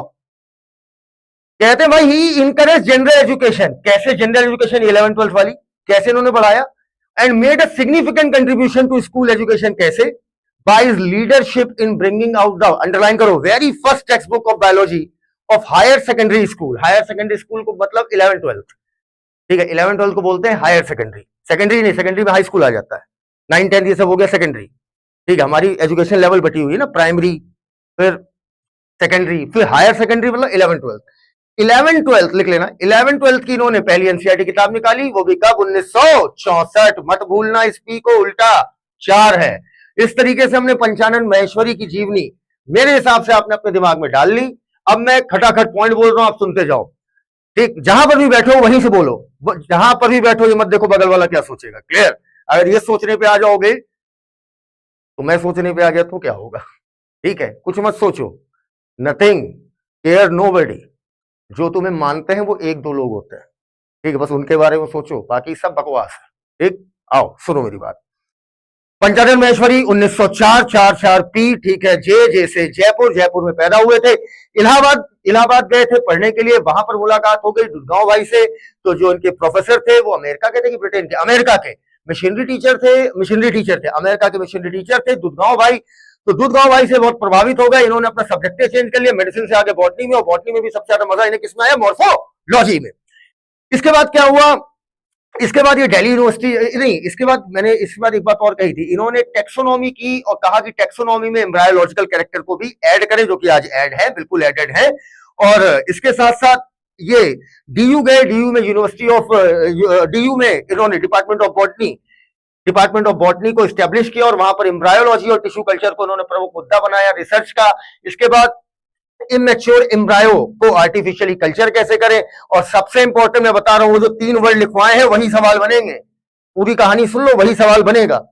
इसके साथ साथ इन विट्रो फर्टिलाइजेशन, बहुत इंपॉर्टेंट क्वेश्चन बच्चों, पंचानन महेश्वरी जी को लेकर बहुत इंपॉर्टेंट 2 सवाल। सबसे पहले प्लांट में इन विट्रो फर्टिलाइजेशन कराने वाले कौन? पंचानन महेश्वरी। क्लियर। इसके साथ साथ इंट्रा ओवेरियन पॉलिनेशन, सीधे ओवरी के अंदर इंजेक्ट कर दो पॉलन ग्रेन। ठीक, तो ये सबसे पहले करने वाले कौन भाई? पंचानन महेश्वरी। और ये दोनों चीज वर्ल्ड वाइड एक्लेम हुई, एक्लेम मतलब प्रसिद्ध हुई। क्लियर। इसके बाद इसीलिए इन्हें सम्मान देती है फेलोशिप, इन्हें फेलोशिप मिलती है, इन्हें एक मान्यता मानद उपाधि मिलती है रॉयल सोसाइटी ऑफ लंदन से, जिसे हम FRS शॉर्ट में बोलते हैं। और इंडिया में वही काम कौन करती है? इंसा करती है, इंडियन नेशनल साइंस एकेडमी। 1964 में इन्होंने पहली टेक्स्ट बुक बायोलॉजी की निकाली थी। इस तरीके से हमें पंचानन महेश्वरी पूरी तरीके से दिमाग में चढ़ गए हैं। तो ओवरऑल जयपुर में पैदा हुए थे, 1904 में पैदा हुए थे। इसके बाद इलाहाबाद गए, दुधगांव से मुलाकात हुई। दुधगांव कौन थे? अमेरिकन मिशनरी टीचर थे। उनसे ये इतना ज्यादा प्रभावित थे, इन्होंने मेडिसिन से ले लिया बॉटनी, वहीं से उन्हें DSc की उपाधि भी मिली, जिसे हम डॉक्टर ऑफ साइंस बोलते हैं। अच्छा, डॉक्टर ऑफ साइंस जो है PhD के बाद नहीं मिली, इन्हें MSc के बाद ही मिल गई थी। इसके बाद इन्होंने एम्ब्रायोलॉजिकल कैरेक्टर को टेक्सोनॉमी में घुसेड़ा कि एम्ब्रायोलॉजिकल कैरेक्टर के आधार पर भी हम टेक्सोनॉमी करें, अर्थात हम प्लांट्स को उनके एम्ब्रायोलॉजिकल डेवलपमेंट के आधार पर हम अलग अलग ग्रुप्स में रखेंगे। इसके बाद हमने बोला था यूनिवर्सिटी ऑफ दिल्ली के डिपार्टमेंट ऑफ बॉटनी को स्टैब्लिश किया, वहां पर इन्होंने टिश्यू कल्चर को इंपॉर्टेंट रिसर्च का मुद्दा बनाया। इसके साथ साथ एम्ब्रायोलॉजी पर भी इन्होंने बहुत काम किया था वहां पर। इसके बाद मैंने आपसे कहा कि इन्होंने आर्टिफिशियली कल्चर किया, कल्चर करने की टेक्निक निकाली इमेच्योर एम्ब्रायो को। इसके साथ साथ इंट्रा ओवेरियन पॉलिनेशन कराया, अर्थात सीधे ओवरी के अंदर पॉलन ग्रेन इंजेक्ट किया। इसके बाद मैंने आपसे बोला कि पंचानन महेश्वरी जी पहले वो शख्स थे जिन्होंने टेस्ट ट्यूब कराया प्लांट के अंदर। FRS मिली, fellowship of royal society of London से इन्हें फेलोशिप मिली। इसके साथ साथ इंडिया में यही काम कौन करता है? इंसा, इंडियन नेशनल साइंस एकेडमी, 1964 पहली NCERT किताब। इस तरीके से पंचानन महेश्वरी पूरी तरीके से वाइंड अप हो गए। क्लियर है यहां तक?